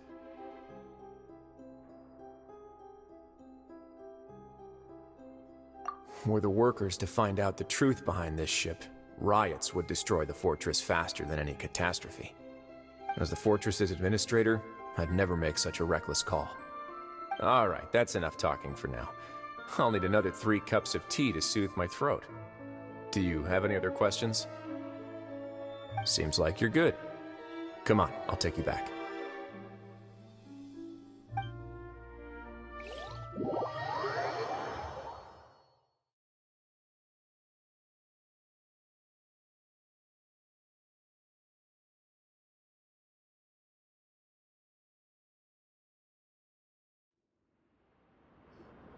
I'll leave you here for now. Oh, thank you so much. No worries. But don't forget, it's up to you whether or not you want to share what you just saw. What you do from here on out will likely affect those 3 as well.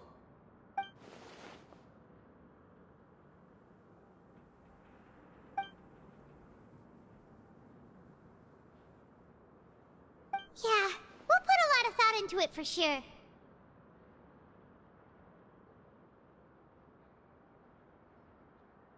Great. I look forward to what happens next.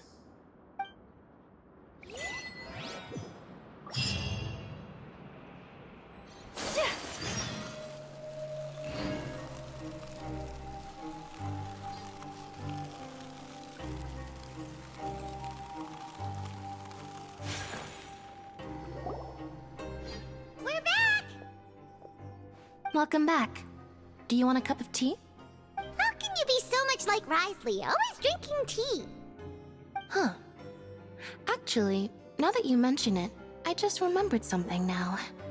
While I was sedated, I could still barely hear 2 people talking next to me. They were discussing everything, from the leaves, to the water, and even the teacups themselves. Must have been Risley and Sejuin. Yeah, I heard 1 male voice and 1 female, so it should have been the 2 of them. They really were just talking about brewing tea. I really can't make sense of this place. So, Traveler, Paimon, were you able to learn anything from Risley? Yeah, he explained everything. Very well. Then, would you mind checking your answers against my speculations? Yeah, I took the time to rest, so I'm feeling a lot more relaxed now. Nobody else is around, and Miss Sejuin is also busy with something or other, so let's just talk here. All right, then I'll posit my theories. I asked myself 3 questions.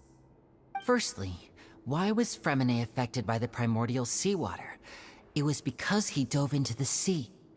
My theory is, the long-lost primordial sea is probably very close to the fortress of Meropide. Ooh, he's good. He got that right on the first try. That's our Lenny. Secondly, Wriothesley's attitude changed dramatically during the course of our stay here.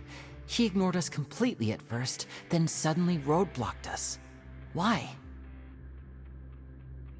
I spent quite a long time thinking about this. If he has been monitoring the Fatui since the very beginning, he probably ignored us at first because he was hoping we could find Master Child for him. What's more, the Fortress of Meropide is not part of Fontaine's court system, nor does it report to Iudex Neuvillette. Wriothesley is basically the king of a no-man's land.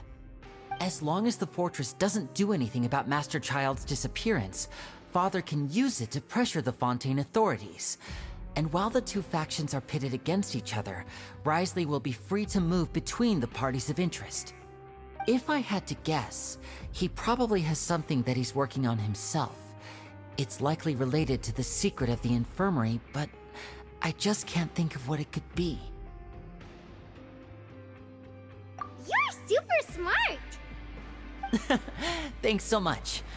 Then finally, there's the last question. If Wriothesley does have a plan, what could it be? All I know for now is that his plan probably has something to do with the changing nature of the seawater.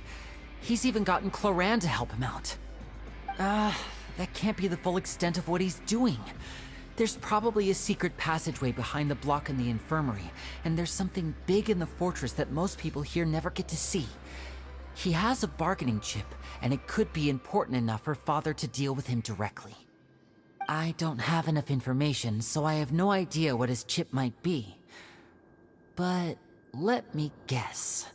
You have the last piece of the puzzle.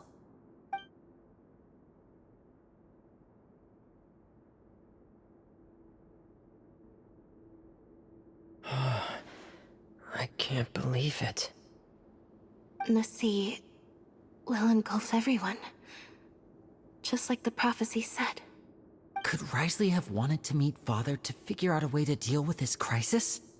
If you remember, I once mentioned that Father sees the House of the Hearth as her base of operations, and she truly wants to resolve the crisis. But how could Wriothesley have known that? Or perhaps he didn't know, and just wanted to bring Father over to his side? Which could be why he said he just wanted to negotiate. Yeah, that makes sense to me. I understand your concerns as well, Traveler. I'll figure out a way to pass this on to our father. No matter what, we're on your side. The two of you have already aided us far too much. We probably wouldn't be standing here right now if not for you. If you ever need anything else going forward, please come to the House of the Hearth at any time. Though you may not share the sentiment, after all that we've gone through together, the three of us basically see you as family now. You have my gratitude. Thank you for protecting Lenny when it really mattered. And thank you for sharing the secrets of the fortress with us. We didn't think you were going to do it. Why are you being so formal all of a sudden?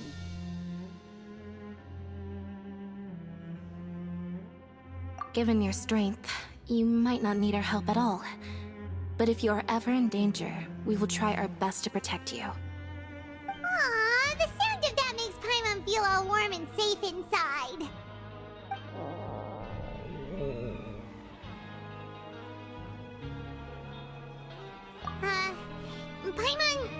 Paimon's hungry. Oh, you've done so much already. Go get some food. Alright, then we'll catch you guys another time.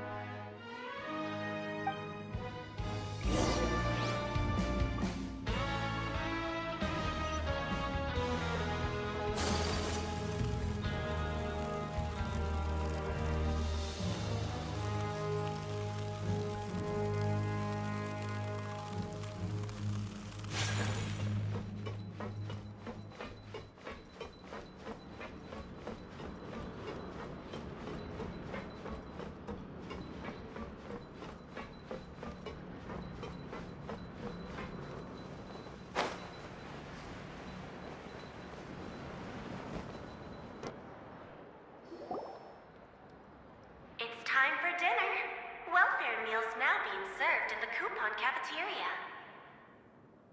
Come on, let's go pick up ours as well! Traveler and Paimon! Over here! Are you here for dinner too, Miss Sijween? Mm-hmm. And I'm taking the opportunity to prepare Miss Cloran's dinner as well. Huh. You're right. She's actually sitting in the fortress cafeteria. What would you like to eat?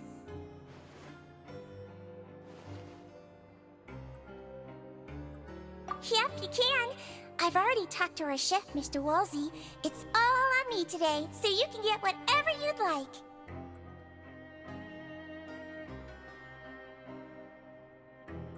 Me too! Don't forget Paimon! No problem. Just leave it to me.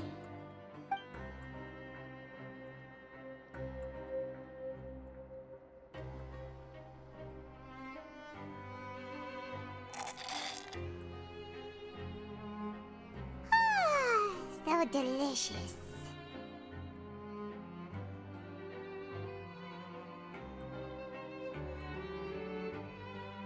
Paimon's so happy. Paimon wants to feast like this every day.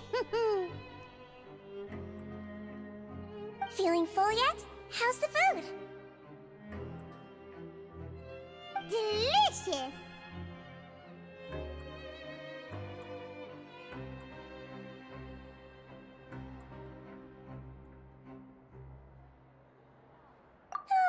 I'm so glad to see you all so happy.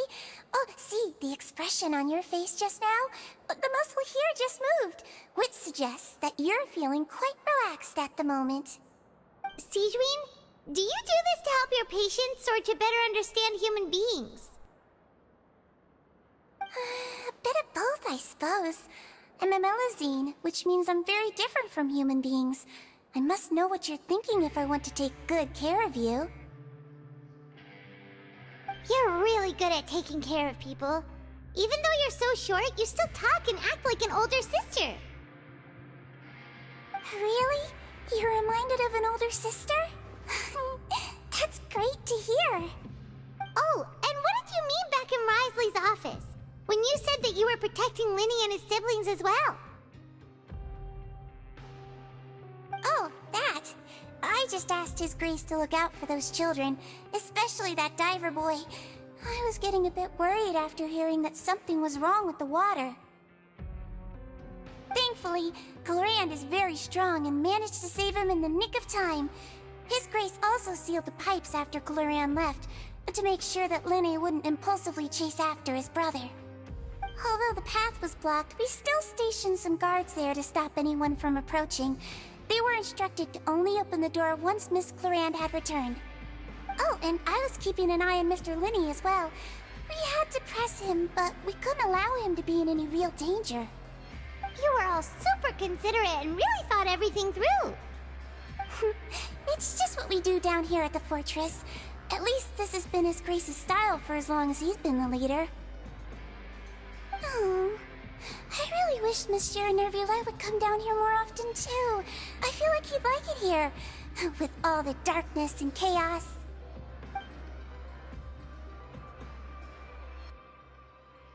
Get a good night's rest, you two.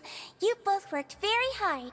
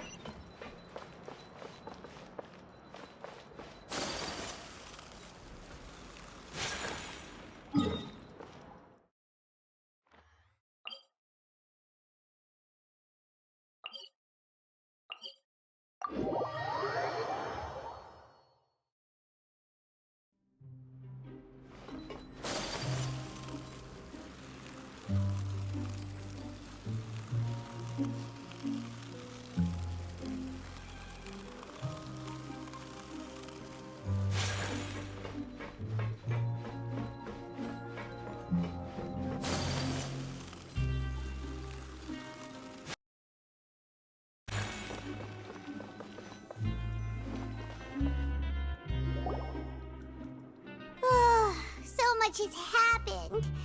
Paimon Paimon just feels absolutely exhausted now that she's finally relaxed. Paimon's super sleepy. Are you sleepy too?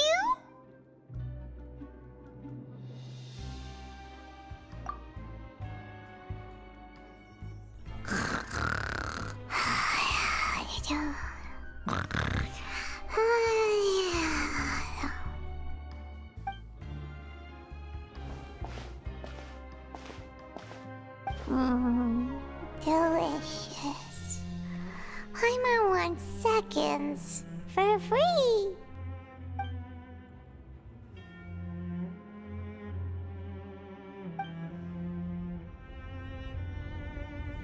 Out of my way! Get out of my way! What happened? Why is everyone running? No idea, but something must have happened. Stop asking! Who's yelling? Paimon still wants to sleep.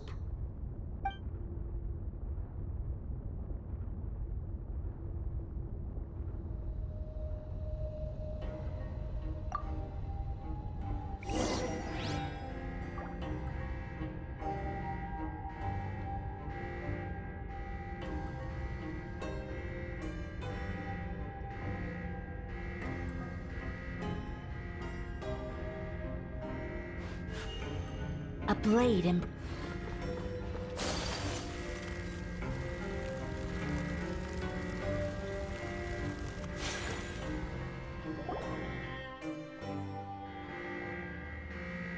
What happened? Why is everyone running around? Hey! What are you doing? No time to explain, mate. Goodbye! Hey! Wait! What's wrong with these people? They won't even talk to us. They're here! Yeah, there you are! Oh, thank goodness! Quisto and Lavaroon, do you know what happened here? We came here especially to inform you. Something seems to have gone terribly wrong just now. His Grace is telling everyone to evacuate and get out of here. Lavaroon was saying you two are new here and you don't have many friends, so you might slip through the cracks. Haven't you heard all the stories like that? An evacuation is successfully completed, yet you only find out once you do a head count that 1 or 2 people are missing. Wait, weren't you the one who brought that up? Why is it suddenly my idea? Hey, shut up! Okay, whatever. The point is, you should come with us. Yeah, he said to get as far away as possible, upwards and outwards.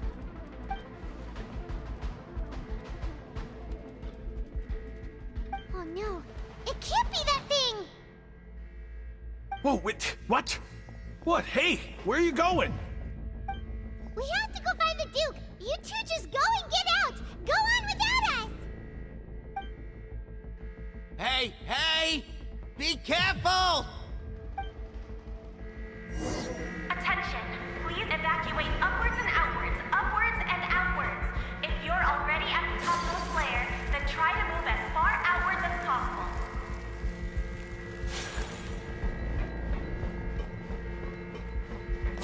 Attention! Please evacuate upwards and outwards, upwards and outwards. If you're already at the topmost layer, then try to move as far outwards as possible.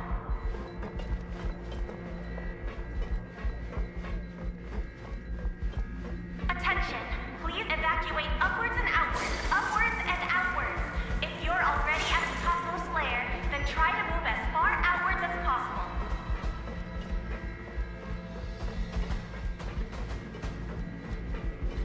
Attention!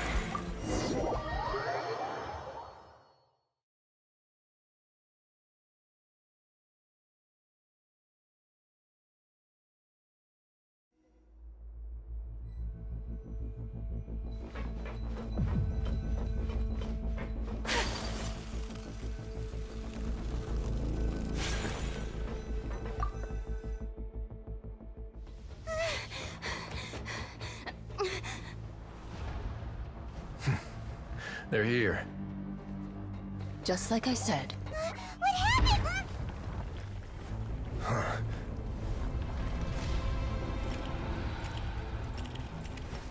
You're just in time. But be ready to run.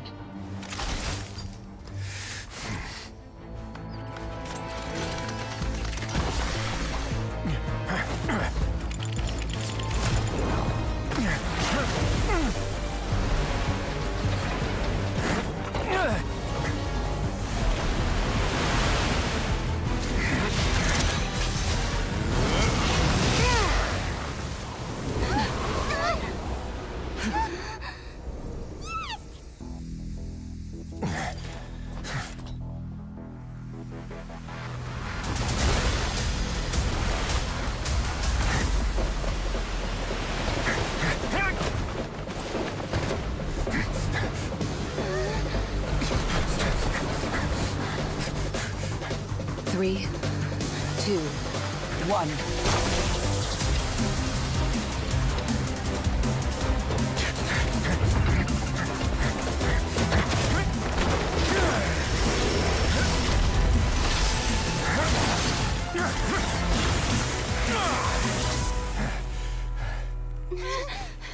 This won't hold it for long. Find Neuvillette. Tell him the defenses are about to collapse. Then what will happen to you? Until he arrives, we're the last line of defense.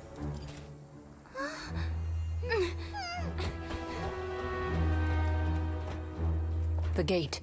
How long do you think it'll hold? That depends on us.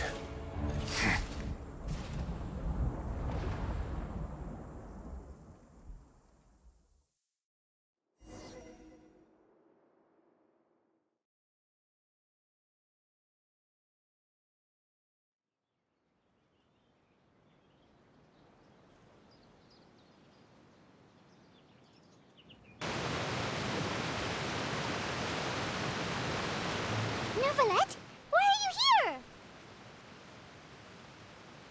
Traveler, I need you to head to the Opera House immediately. Farina will soon be meeting with the knave there. You must protect Farina, and make sure she doesn't spend too much time alone with her. Will do. You have my sincerest gratitude.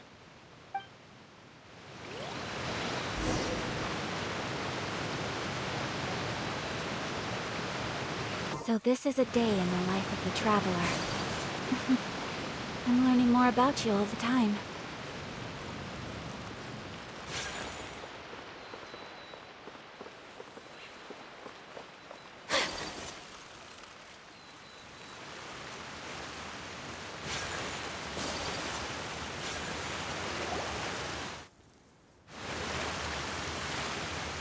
Look! There are a ton of Fatilian Palais Mermonia people over there! The knave is probably here already.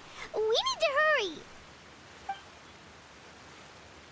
Are you two the Traveler in Paimon? Monsieur Neuvillette has left instructions. Please follow me. Though I'm sure he's already explained, this should be a mostly cordial conversation, unlikely to give rise to violence. But it would be most appreciated if you could protect Lady Farina to the best of your abilities.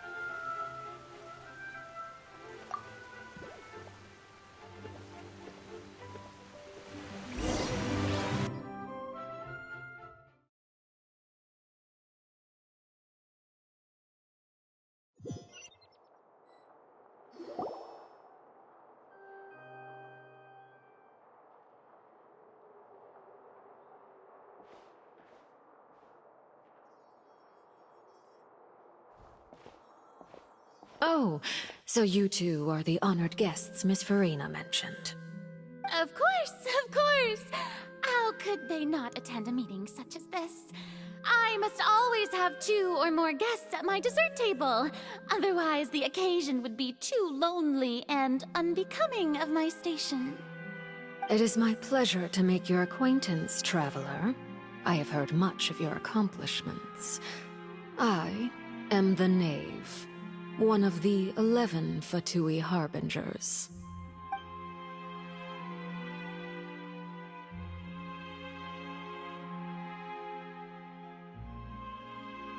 I've already prepared seats for you.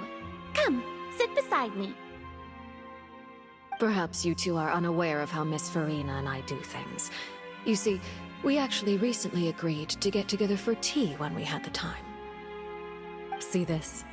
This is a limited type of confectionery that Miss Farina simply adores. There are only 16 slices sold every day. Here, why don't you and Paimon have a taste?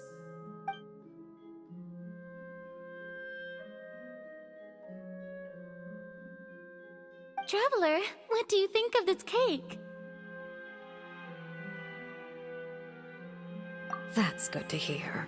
So what Child said was on the mark after all. You do share a taste in desserts with Farina and I.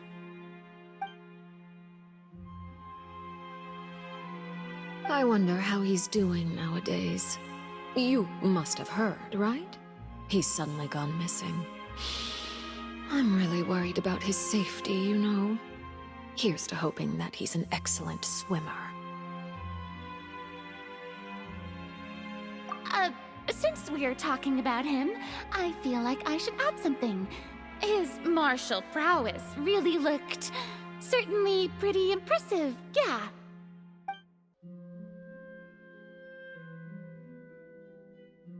Oh, so you're also familiar with his aptitude for fighting, Miss Farina. Oh, right. I almost forgot. Child was subdued by Eudex's Neuvillette right in front of you. Against ordinary people, my colleague would never be on the back foot. But alas, he just never imagined he'd run into such a person. I must express my admiration for Monsieur Neuvillette.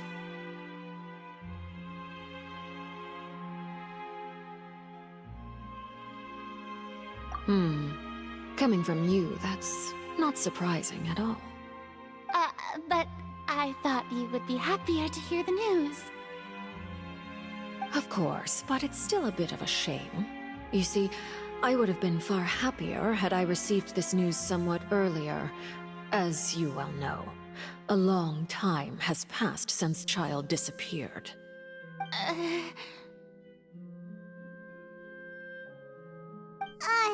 Well, in any case, there's no need to worry. We know for sure that Child is still alive. Oh, and just how do you know that? Because we found evidence that proved he left the Fortress of Meripede. And where did he go after leaving the fortress? Well...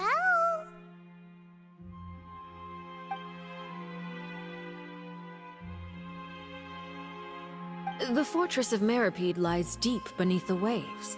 Unless he pranced right out of the main gate, he must have had to swim for it. Do you have any proof that he surfaced safely?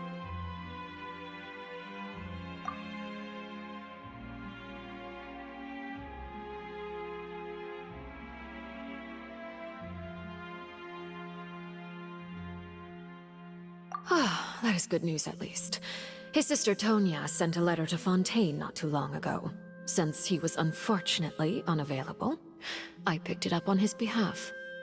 Do you have any idea how he usually writes back to his family?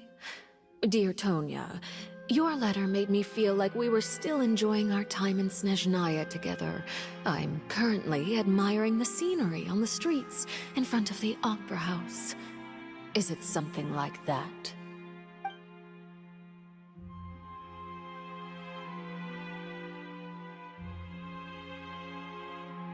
All letters tend to follow the same few formats anyway, right? As long as the contents are accurate, it doesn't matter so much how it's written or how it's worded.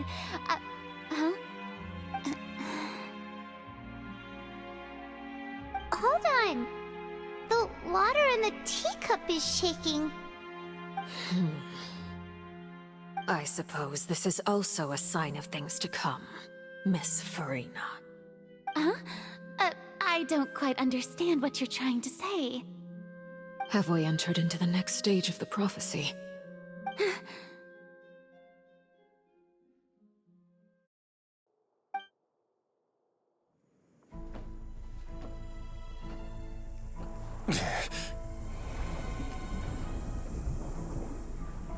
My thanks to you both. I will take it from here.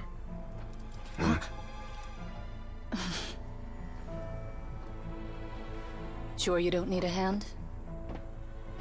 Quite sure. Wow. So, what's your secret, huh? Let me guess.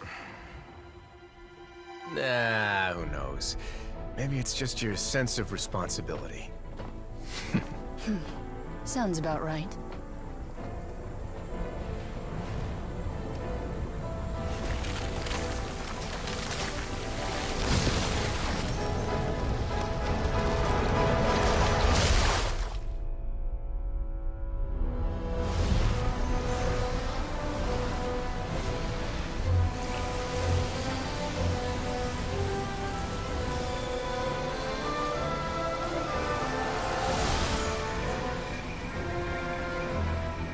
The day may come when the prophecy is fulfilled, and the waters burst forth.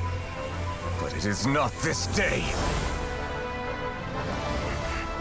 This ancient power could easily obliterate an entire race.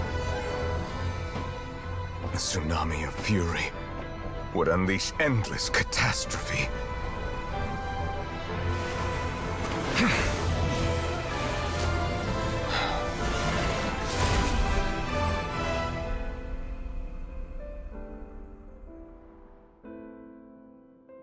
This sentence is too severe. Forgive me for overruling it.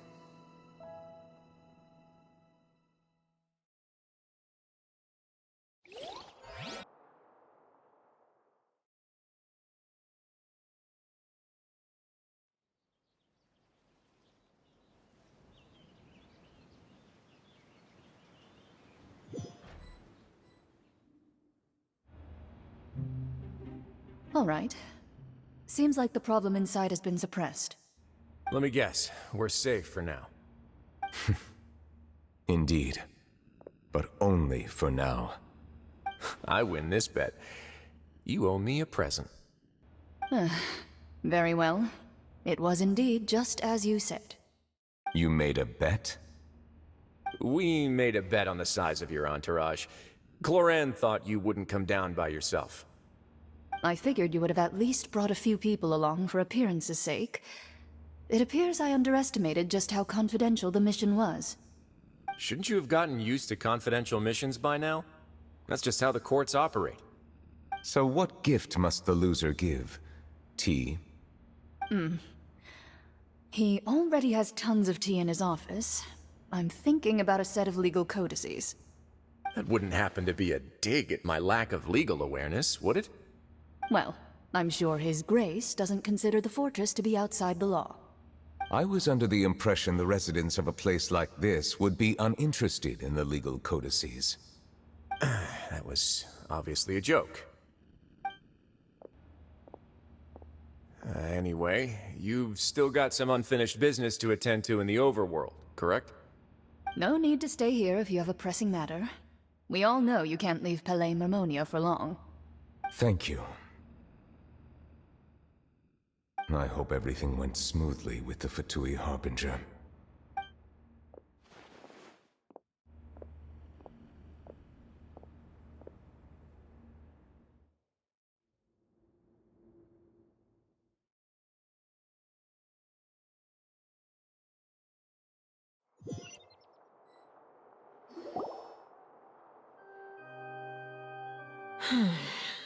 I must say, we've spent long enough playing house. Miss Farina, as the Hydro Archon, I am sure you understand the exact meaning of the phenomenon we just witnessed. Or should I say, that's what I originally thought. But looking at your expression, was I wrong? And you haven't a clue? What are you trying to say? At this point, I don't think there's any more need to speak as diplomatic representatives. Allow me to speak to you now as just a Fontanian. You know the prophecy by heart, and also that every part of it is being proven true. Yet, here you are relaxing, drinking tea, and eating desserts as if it's all nothing more than a few stray bugs in your garden. Do you really think that's acceptable? The prophecy's hanging above our necks like a guillotine, Every faction is looking for a way to either avert the disaster or save their own. Even the orphans of the House of the Hearth have devoted everything to saving their homeland. But you? It beggars belief just how nonchalant and carefree you have been. From the very beginning, you, the god Focalor, you have utterly failed to take action. You're wrong. I've never ignored the prophecy, nor have I just been passing the time in self-indulgence. Retract your accusation and stop doubting the wisdom of the gods with such absurd conjectures! I am not alone in my doubts, you know. All the children of Fontaine may be harboring the exact same thoughts right now. Oh, great Hydro Archon. How are you going to save them? Save us? How are the people you've sworn to protect supposed to survive in a land that will soon disappear beneath the waves? I have my ways, and I've been working on them for all this time. Even if you look down upon me, you have no right to judge me. Fontaine will be saved. Even if I still cannot see the true future right now, as long as I continue on as I am, I will be able to hold my head up high!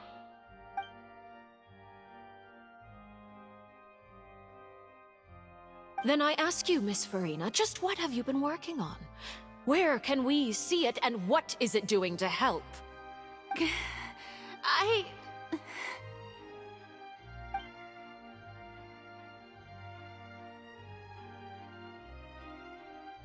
My machinations are just like the prophecy itself. They will only reveal themselves at the fated time. It is just that beings like yourselves are unable to perceive them as of yet. I see.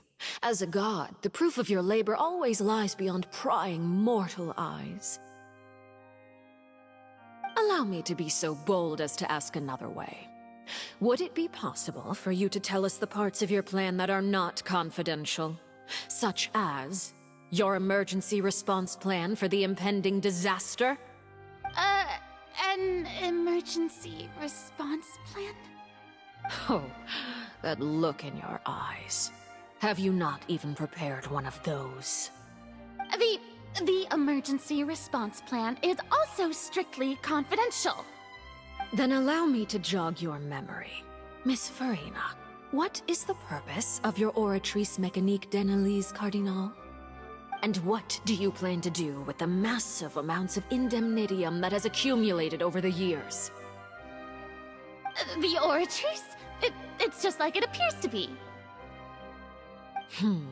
So you also have no idea. If I'm not mistaken, someone's using it to prepare for something. But unfortunately, it would seem that someone is not you, Miss Farina. I first caught wind of this when Linny tried to investigate the Oratrice in the Opera House. You see, even just getting close to the core contaminated him with an extremely large amount of indemnitium. But even if that had nothing to do with you, then what could you possibly be working on, oh great Hydro Archon? Oh, right. I almost forgot. Udex Neuvillette is not at the tea party with us today. Miss Farina, I suppose you must have ordered him away to take care of some troublesome business. Yes, that's exactly right. Please keep it a secret for me. Of course I will. Although, I must say, Miss Farina, you seem quite insecure without the Udex by your side.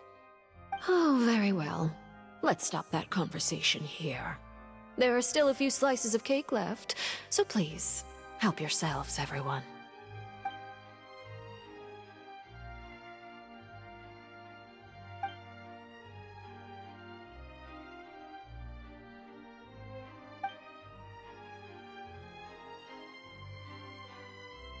Traveler, I heard that you were recently commissioned to handle a few matters on behalf of the Udex. Why don't you take an extra slice of cake? Those who work hard deserve gratitude and praise. You too, Paimon. Thank you. Paimon will take you up on that offer.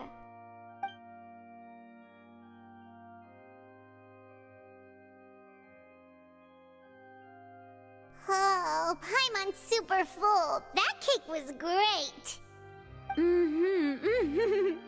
If it's on my tea table, it must be of the highest quality. Yes, and we must thank the knave for bringing these over as well. You're welcome. I'm sure the cake also felt greatly honored to be featured at Miss Farina's table, and I was merely catering to Miss Farina's tastes, seeking a chance to chat over tea. It is getting late. Why don't we call it a day?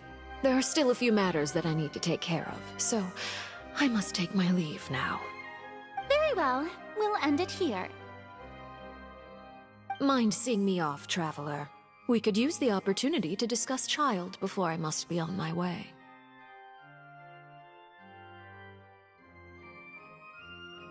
Paimon's coming too!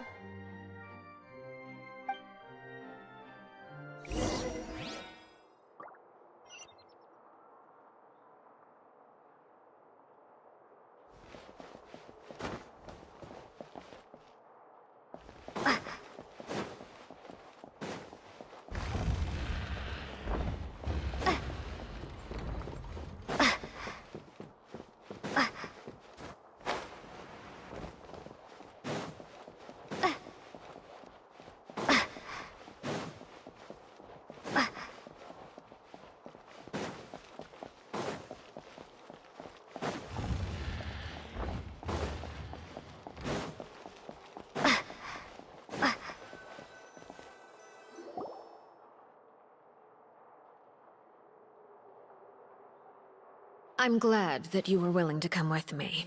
Of course, Child was just an excuse. I have no interest in your dealings with him. That's what Paimon thought. You lent your aid to the children of the House of the Hearth. As their father, I would like to express my gratitude.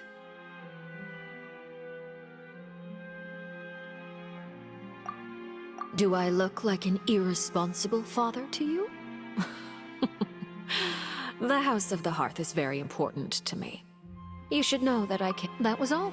Formal topics should be discussed in formal settings, and informal topics in informal settings. I know you just returned from the fortress of Meripede. Relax. I have no intention of trying to get anything out of you. Linny, Lynette, and Fremine are still there, and I trust their judgment and abilities. They've all been working very hard and have always done all they can to fight back against anyone who tried to stop them, especially Linny. You mean Wriothesley. He's a tricky one to deal with. It's unfortunate that Linny's so eager to prove himself that he can't learn to rely on others, including me. By the way, and you can just consider this a bit of idle gossip, but what's your impression of Farina?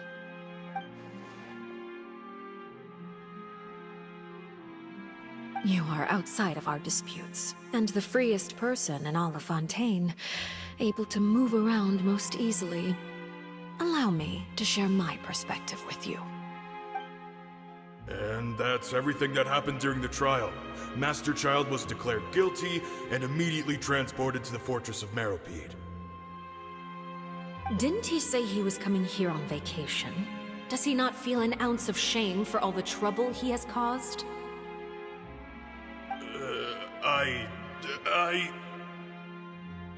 Forget it.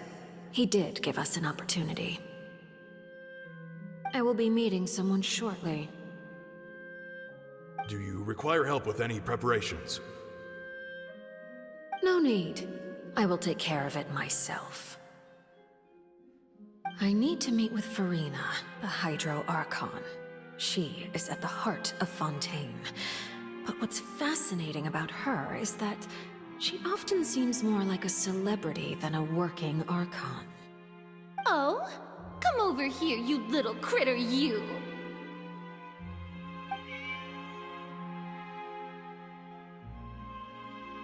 You dare to run from me? Stop right this My goal is just to discover the location of the Gnosis. But I didn't expect the chance to approach Farina to be handed to me on a silver platter. This is so easy, it's actually making me a bit suspicious. Anything left unguarded is usually just bait. But no one will blame someone for taking the bait. After all, from the moment it was attached to the hook, the bait is meant to be sacrificed. It's just as I guessed in the second before I struck. The Hydronosis is not currently held by the Archon. In fact, this Archon doesn't seem like a god at all. And I sense that she's under some kind of curse. Who are you? And what are you trying to do? Please don't kill me. I'm begging you, please. The fear in her pupils is genuine, so perhaps she's not bait after all. Either way, targeting her has lost all meaning. I left the scene with ease. Nobody came looking for me, and nobody could serve as a witness to my near assassination of Focalor. I suspect even Farina dares not mention this incident to anyone. Not long after, my informants confirmed what I had guessed. After returning to her quarters, Farina quietly cried alone. She was so scared that she could not sleep that night, nor could she even bring herself to eat her cake. There's no doubt that there's something wrong with her. I began to entertain the possibility that she is not the true Hydro Archon. Perhaps Iudex Neuvillette is actually the genuine article. I have to find the Gnosis. If the Neuvillette hypothesis is correct, he is probably in possession of it. Alternatively, it might have been hidden in a place that's hard for ordinary people to access. Yes, Father. My dear children, please speak. News from the fortress of Meripede. Master Child has gone missing. On top of that, the contacts and guards we bribed at the fortress have all gone quiet as well. Probably the handiwork of that Ridesley. I'm afraid so. This is a good opportunity. The value of a Harbinger is much higher than most would imagine. We now have an excuse to exert diplomatic pressure on the Fontaine authorities. Set up a meeting for me. I would like to meet the Hydro Archon and Iudex Neuvillette. Oh, and I have an additional mission for you three. Yes, Father. Tartaglia's disappearance was not a part of my plan, but I can use it to make a breakthrough. With this as my excuse, I can ask for an official audience and continue my investigation of Farina and Iudex Neuvillette. The initiative belongs to the House of the Hearth. My wish to investigate the fortress of Meripede will be a front. Linny and his group will be responsible for the actual intelligence gathering.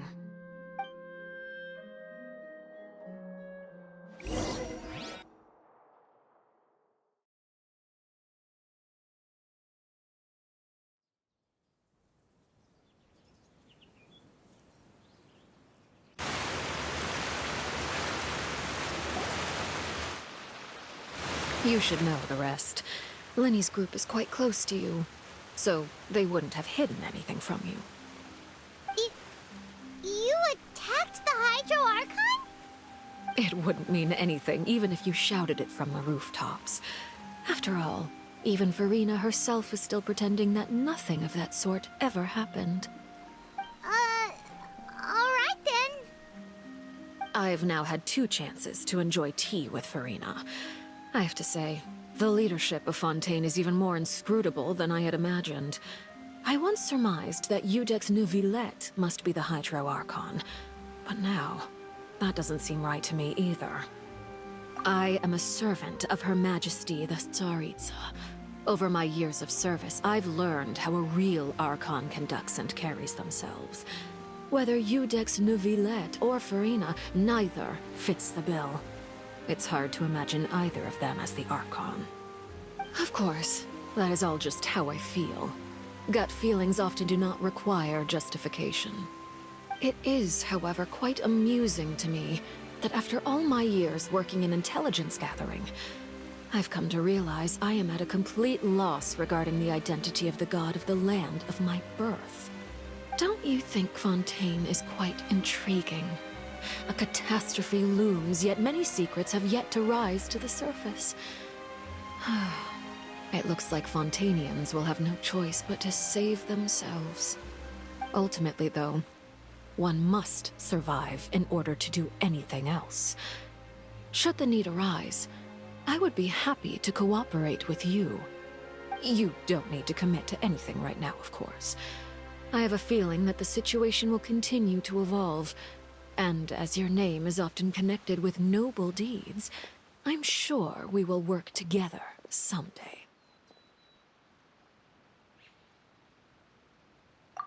He certainly returned quickly. You must want to catch up with each other, so I'll leave you to him.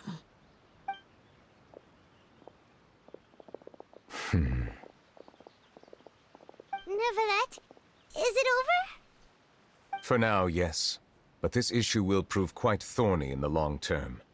I'm concerned that sooner or later the prophesized events will occur.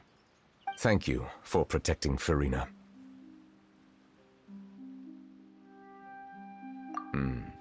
To put it simply, I used my power to force back the Primordial Sea and reseal the sluice gate.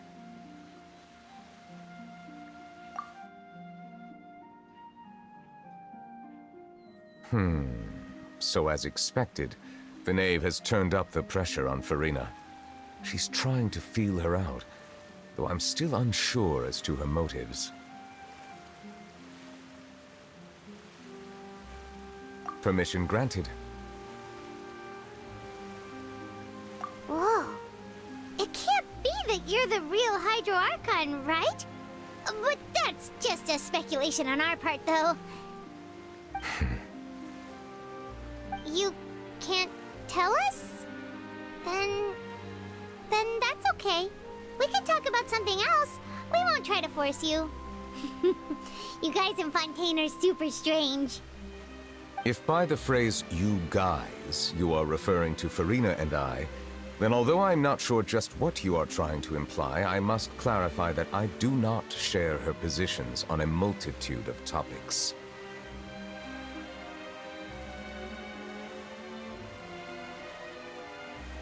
I believe so. The fortress has a long and complex history. It has seen much grief and suffering. And now, another catastrophe will soon be upon us. I mourn this turn of events. Huh? Why is it raining all of a sudden?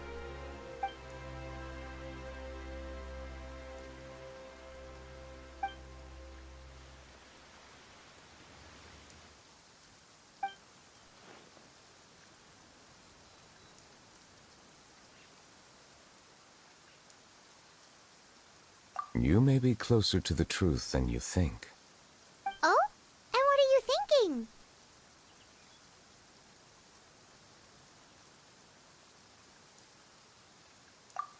The dragon of... what? Huh? Please do not be so surprised. Furina?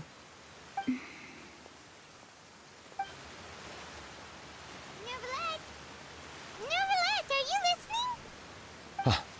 My apologies.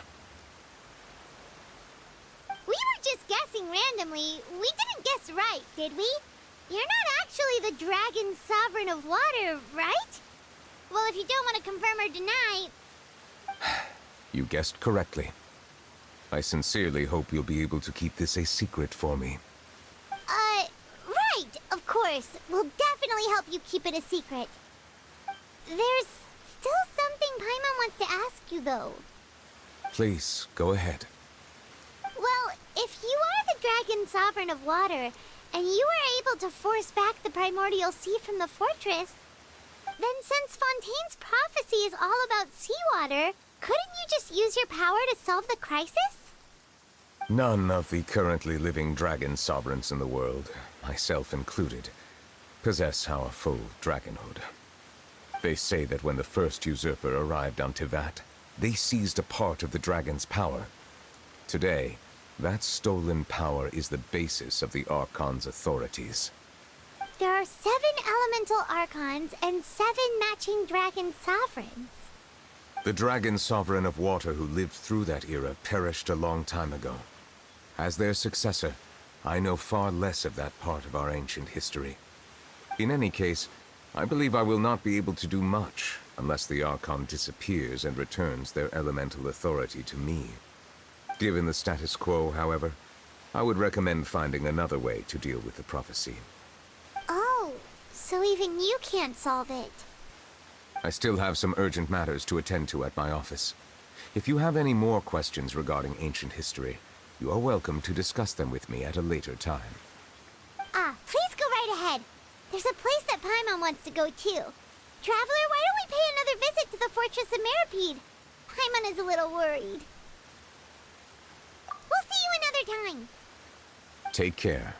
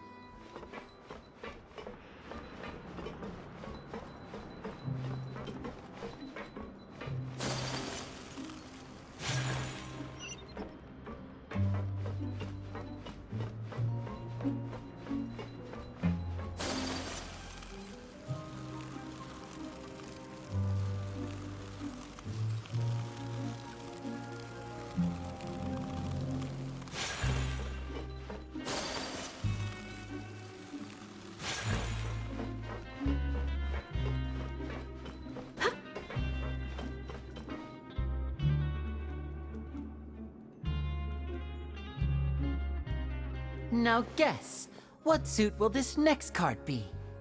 A bare-teeth cat?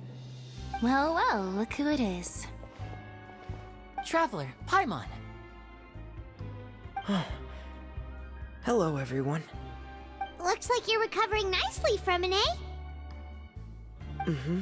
Thanks to everyone's support. Oh, right. I managed to work up the courage to thank Miss Clorand in person. Whoa, how did she react? She told me that it was nothing. It was as if saving a life wasn't a big deal to her at all. She also told me not to worry about it. She didn't want to stress you out, that's all. She's right, and it's best not to dwell on it. Yeah. Okay, but check this out. We went back to the Opera House and we met the Knave. You met Father? Did she say anything to you? She said a few things that were, a bit hard to understand. And also that she's looking forward to working with us in the future. Her attitude towards you is even better than what we'd imagined. That's fantastic. You should believe her. She has her own way of doing things, and she'll do everything in her power to help those she considers close, which now might also include you. Mm-hmm. Father is very capable, and also trustworthy. Oh, Paimon just remembered that she thought Lenny was a bit too proud as well. She said that you should learn how to rely on others sometimes. Got it. Huh. That does sound like something that Father would say. Hey! Are you going to stay here for the next few days? Looks like it, yeah. Excellent. I will host a tea party. For real? Then Paimon wants another serving of cake. Another implies that you were already served some delicious cake while you were up there. How lovely. Well, Next time, you're going to have tea and snacks with us.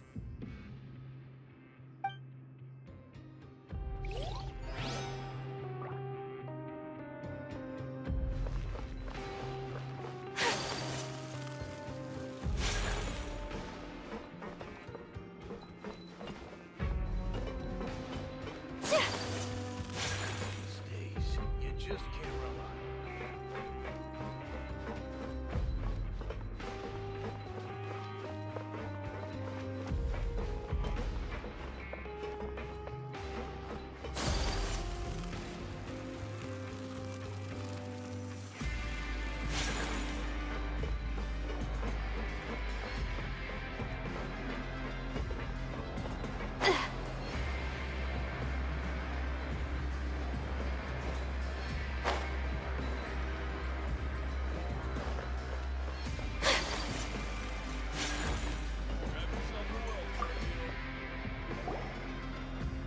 Siege! Traveler, Paimon, you're back! Are you still doing alright? Did either of you get hurt? We're fine, but what about you guys? It was such a huge mess. How bad was it? A few people sustained superficial injuries, but that's about the extent of the damage. Monsieur Neuvillette paid us a visit. It was all thanks to him that we managed to suppress the crisis for the time being. Of course, we must also thank you for the help you provided. How did Neuvillette know that he was needed here? Well, Monsieur Neuvillette has strong resonance with the hydro element. When the water level rises, he can feel the waves produced. I ran into the bombshell bros while bandaging the injuries of the wounded. They were mumbling the whole time about how you just ran down without a word. I'm so relieved to see that you're both alright. If you're not too pressed for time, please stay with us a few more days. Just let me know if you get a craving for any particular dish, so I can have Mr. Wolsey get your meals prepared. Oh, and please feel free to visit the infirmary for a break at any time. I'd like to take the opportunity to spend some more time observing your facial muscles as well. Your happy smiles are quite contagious, you know. They're so memorable, and I've missed them immensely while you were gone.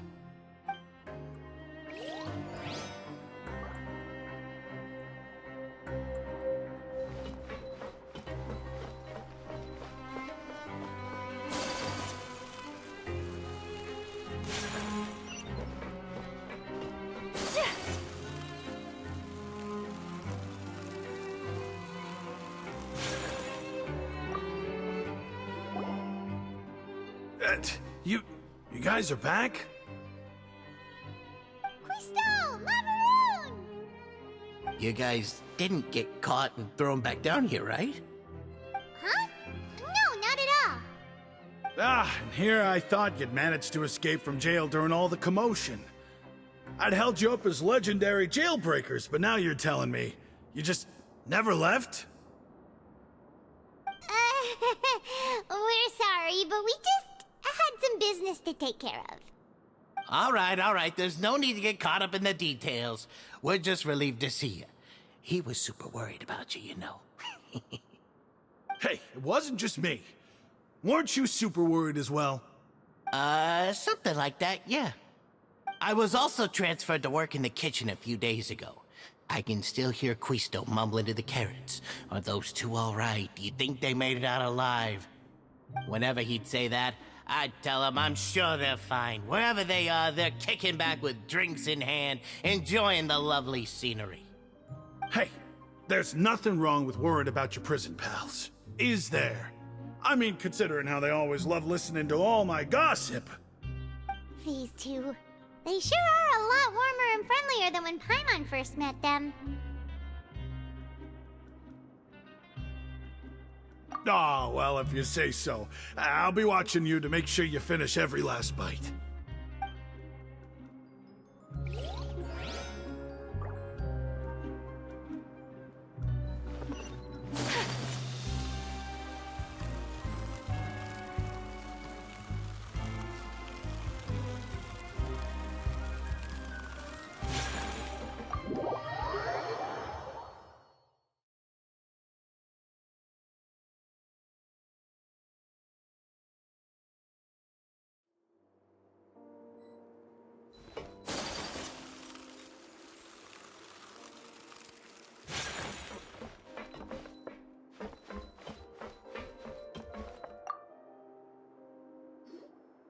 Jurier? Miss Sijween told me you still haven't eaten. Yeah, I was working on something, so I forgot. That's no excuse for... Huh? It's you two. Jurier, Lurvine, we're back! Hello there.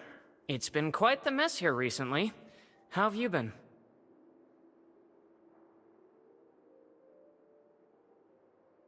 And you? Are you still taking the secret passageway from the infirmary to work on the ship? Yep. That is still top secret, though. So don't say a word to anyone. It can be a bit annoying when there are lots of people in the infirmary, but I still prefer taking that route over the one from the Duke's office. I mean, the infirmary does make it easier for you to slack off. Oh yeah? Then why are you also here so much? You two really are just using your jobs as a cover for your relationship, aren't you? Not at all!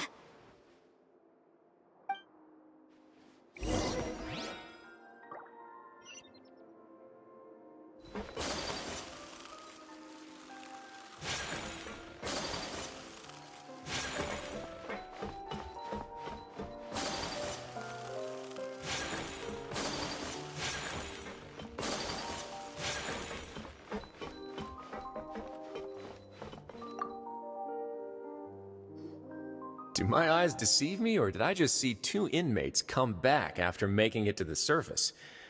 Some strange winds blowing of late. We wanted to see how the fortress is doing. Is everything still alright? We're fine, for the most part. Neuvillette came down and took care of the worst of it. If that's the case, why don't you just ask him to stay here? Oh, yeah, what a brilliant plan. Let's go convince the Udex himself to exchange the Courts of Fontaine for a puddle of water in the middle of nowhere. He came here in a hurry and left without even stopping for a cup of tea. He did remember to take Miss Sijween's gift with him, though. He sure sounds super busy. Miss Cloran has left as well. She also took her gift from Miss Sijween. Were the gifts milkshakes? Neuvillette got the milkshake. Cloran received lipstick instead. Those aren't even remotely alike.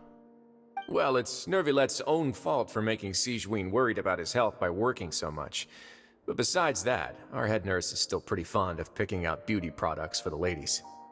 Oh, and I have some gifts here for you as well. Are these from Sijween too? Nope, they're from yours truly. You've already wrapped up your work at the fortress, so you can return to the surface at any time. You haven't yet served your full prison term, however, so you may continue to use your cell until your term is up. For real? Then we could stay here for a really long time? You may access the cafeteria for free. Hooray! Just remember to come complete your paperwork once it's time for your release.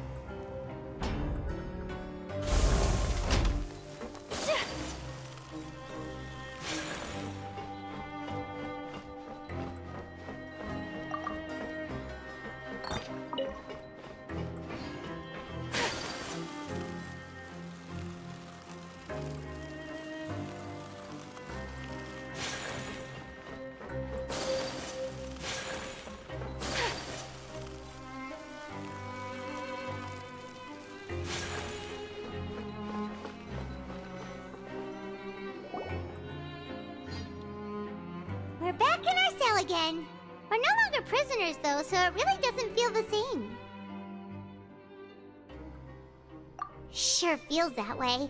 But the truth is, we never did anything bad to begin with, so I'm not sure why we put so much pressure on ourselves.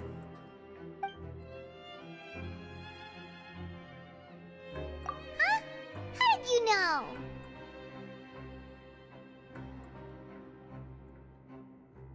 Hey, that's not true! Alright. Okay, Paimon just wanted to say that we really are an amazing duo after all. It's like, we've now gone to so many places together and become friends with so many people. We've never stopped traveling or stopped meeting new friends. There are so many bad things in the world, and we're just two people, but we've still been solving problems no matter where we go. Isn't that pretty cool? You're counting Paimon today? Aren't you the only adventurer here? Then let's ask Catherine to give Paimon an adventurer handbook as well. Paimon will also be an adventurer from today forward! Just our thoughts making Paimon giddy. Paimon's gonna crash, so you sleep soon too. The last time we fell asleep here, we woke up to a whole mess outside our cell. The primordial seawater nearly rose up. That was so scary. We should be safe now, right? Alright then, good night to you, Traveler.